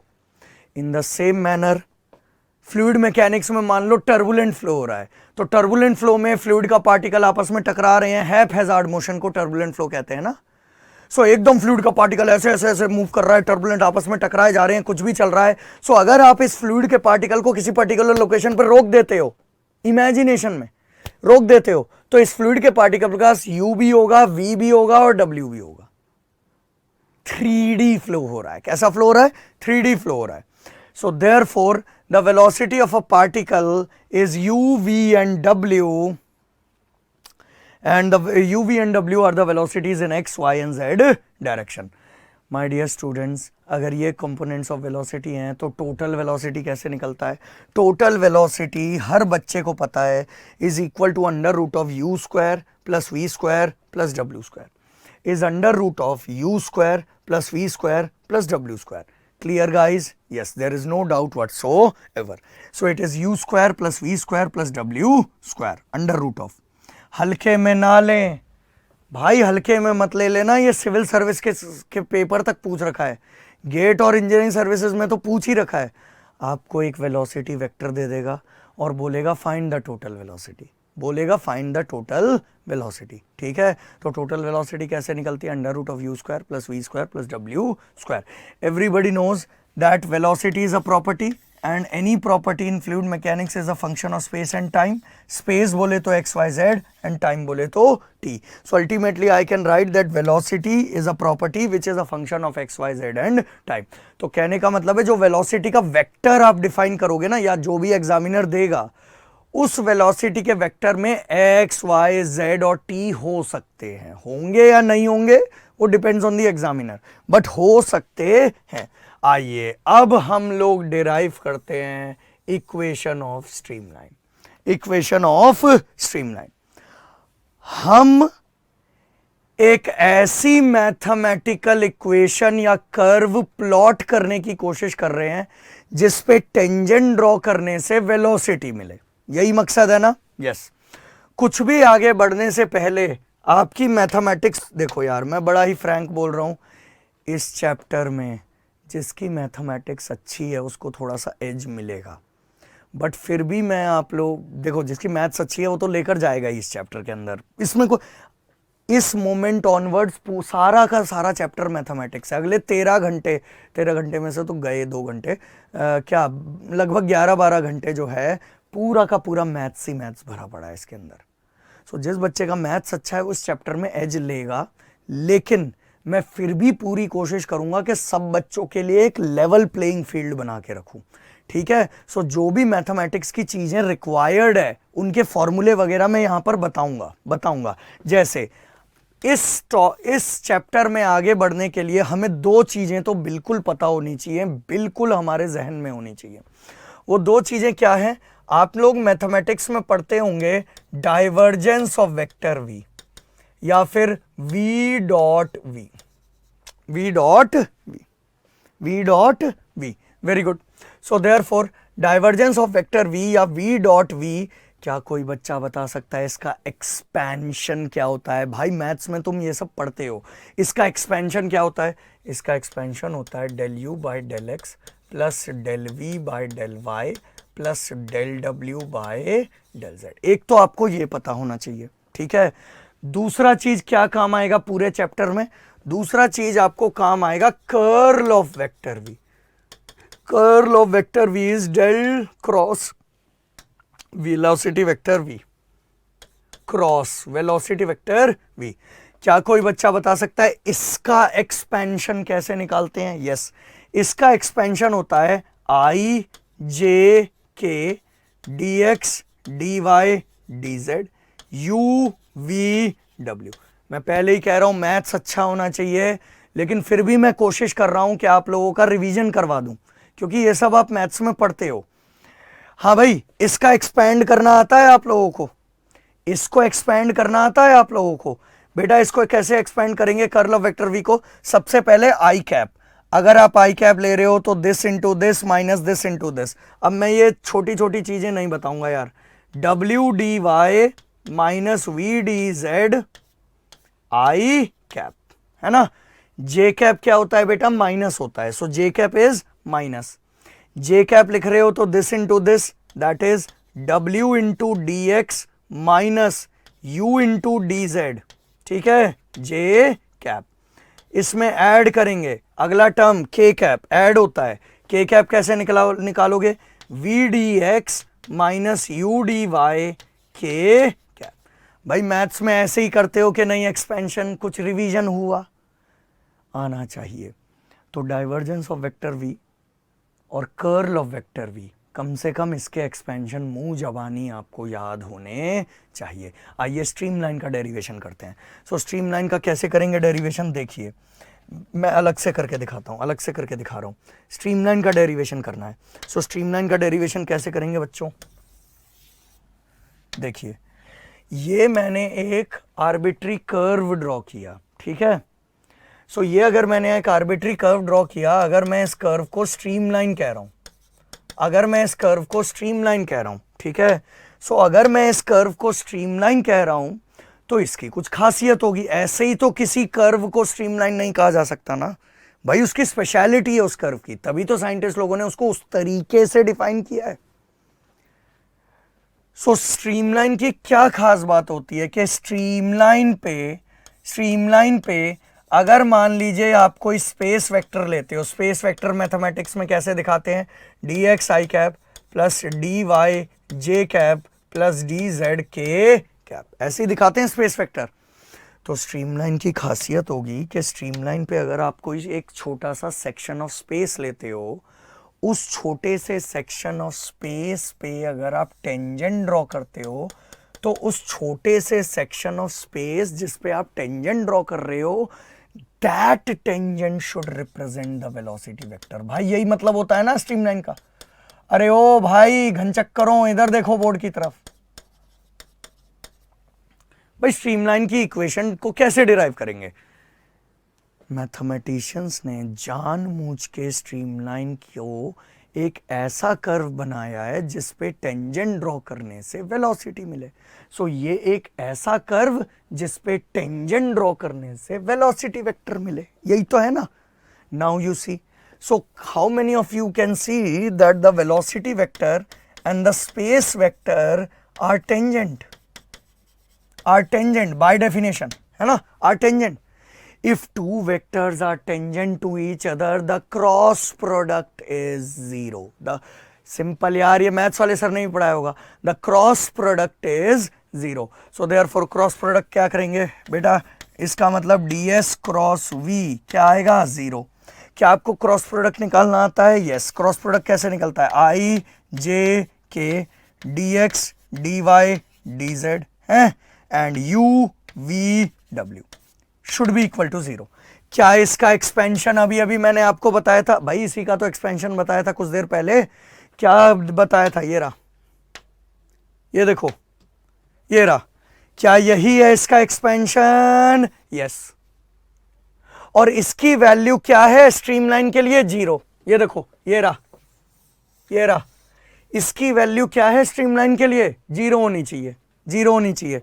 तो हम लोग क्या करेंगे, इसको एक्सपैंड किए इक्वल टू जीरो। अगर इसको एक्सपैंड करके इक्वल टू जीरो है मतलब each and every individual term in the vector is zero. So what you can write is from this equation w dy minus v dz is equal to zero, minus of w dx plus u dz is equal to zero। अरे हाँ के ना, sorry this is v dz। हाँ, and अगला term क्या है बेटा, v dx minus U D Y is equal to zero. Each and every term is equal to zero. अब आप क्या करो, किसी पर्टिकुलर इक्वेशन से निकालो क्या आएगा, U D X is equal to V D Y, sorry V D X is equal to U D Y, don't worry. So this is, अगर आप इसको सॉल्व करते हो तो इस टर्म को राइट में ले जाओ, इस टर्म को राइट में ले जाओगे तो क्या आएगा, V D X is equal to U D Y. So यहां से अपने को क्या मिलेगा, dx by you is equal to dy by v। अरे हाँ के ना, यस। सेम मैनर में इसे इक्वेट करो, सेम मैनर में इसे इक्वेट करो। जब आप तीनों को इक्वेट करोगे तो आप पाओगे कि dx by you is equal to dy by v is equal to dz by w। Oh my God, Oh my God. So therefore, the world famous equation of streamline is dx by u is equal to dy by v is equal to dz by w is equal to dz by w is the equation of streamline, is the equation of streamline in 3 directions. Generally हमारे paper में 3D नहीं दिया होता है क्योंकि time consuming हो जाता है बहुत ज़्यादा, तो गेट और इंजीनियरिंग सर्विसेज में 99.99% न्यूमेरिकल बल्कि हमें 2D दिए होते हैं. सो 2D के लिए क्या फॉर्मूला हो जाएगा, dx by you is equal to dy by v, dx by you is equal to dy by v. Very good साथियों, मैं समराइज कर रहा हूं, हम लोग क्या पढ़ रहे हैं बताओ, हम लोग क्या पढ़ रहे हैं. We are studying tools for studying the fluid flow. तो ये टूल मैंने डिफाइन किया है क्या, नहीं, ये साइंटिस्ट लोगों ने अपनी सहूलियत के लिए डिफाइन किया है. तो स्ट्रीमलाइन एक ऐसा टूल है, कैसे निकालेंगे उस टूल को. फॉर एग्जाम्पल मान लीजिए लेबोरेटरी में एक फ्लूइड का फ्लो हो रहा है, तो लेबोरेटरी में फ्लूइड के फ्लो से डेटा कलेक्ट किया, तो उस डेटा की मदद से क्या आप एक पर्टिकुलर इंस्टेंट ऑफ टाइम पे पर्टिकुलर लोकेशन का यू वी डब्ल्यू नहीं निकाल सकते हो. आप x direction velocity, y direction, z direction velocity of a particle निकाल सकते हैं. सो आपने एक फ्लूइड के फ्लो से डेटा कलेक्ट किया, उस डेटा को आपने पुट किया इस इक्वेशन में, उस इक्वेशन से फिर आपने सॉल्व करके इक्वेशन बनाई, इक्वेशन बना के आपने ग्राफ बनाया उस इक्वेशन का, और जो इक्वेशन का ग्राफ आएगा उससे आप अलग अलग चीजें बता सकते हो फ्लो के बारे में. क्या क्या बता सकते हो, वेलोसिटी बता सकते हैं, डायरेक्शन बता सकते हैं, डिस्चार्ज बता सकते हैं, वेलोसिटी कांस्टेंट है कि वेरिंग है ये बता सकते हैं, एक्सेलरेटिंग है कि डिसेलरेटिंग फ्लो है ये बता सकते हैं, और क्या बता सकते हैं, यस स्ट्रीमलाइंस अगर कन्वर्ज कर रही है तो वेलोसिटी इंक्रीज कर रही है, डिक्रीज कर रही है, ये सब चीजें आप फ्लो के बारे में बता सकते हो. अब बच्चों का अगला सवाल, सर इसका मतलब सर हमें समझ में आ रहा है इस चैप्टर में बड़े सारे डेरिवेशंस हैं मैथ्स के. तो बच्चा सवाल पूछता है सर क्या ये डेरिवेशंस करने की जरूरत है.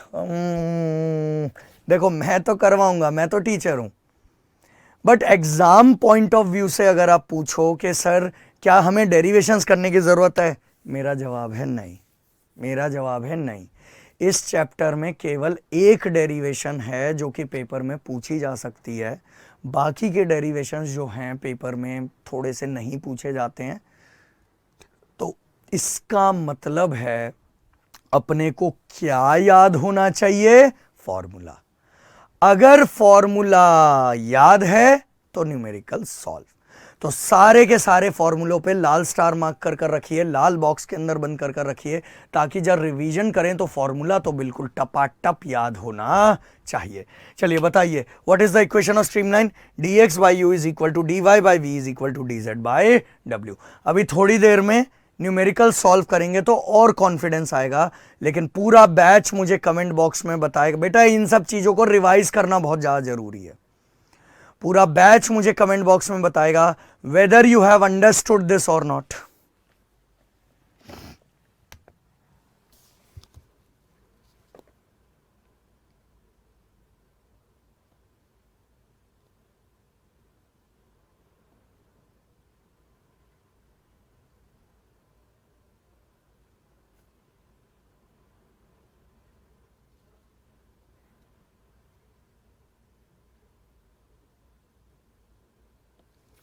वंडरफुल.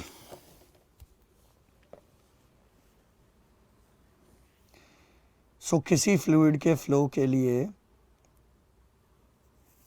हम ये एक इमेजिनरी मैथमेटिकल कर्व डिफाइन करते हैं जो कि हमारे को फ्लूइड फ्लो के एनालिसिस में.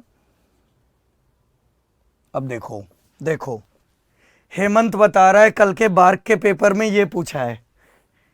देखो देखो देखो आप लोग,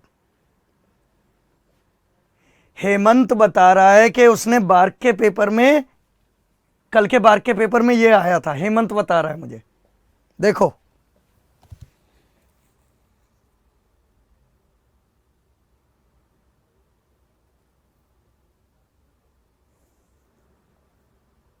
वेरी गुड।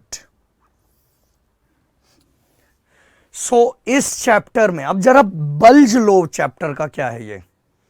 इस चैप्टर के अंदर साइंटिस्ट लोग आपको अलग अलग तरीके डिफाइन कर कर दे रहे हैं जिनकी मदद से फ्लो के बारे में पता चल सकता है, जिनकी मदद से फ्लो के बारे में पता चल सकता है। Very good. अब जरा कुछ चीजें हैं जो आपके पीडीएफ में नहीं है, वो नोट करना। जैसे ये सुनो सुनो, आप अपने पीडीएफ में ये नोट करिए जरा कहीं, सॉरी अपने रजिस्टर में ये दोनों फॉर्मूले लिख लो जरा कहीं साइड में, जरा कहीं साइड में ये दोनों फॉर्मूले लिख लो जरा, क्योंकि ये काम आएंगे ना आगे। तो जरा साइड में कहीं देखो, रजिस्टर में ऊपर नीचे साइडों में कहीं जगह खाली हो ना, तो छोटे छोटे में जरा फॉर्मूले लिख लो, ताकि जब बाद में रिवीजन करो तो समझ में आ जाए। जरा ये दोनों फॉर्मूले लिखो बोर्ड से अपने रजिस्टर में।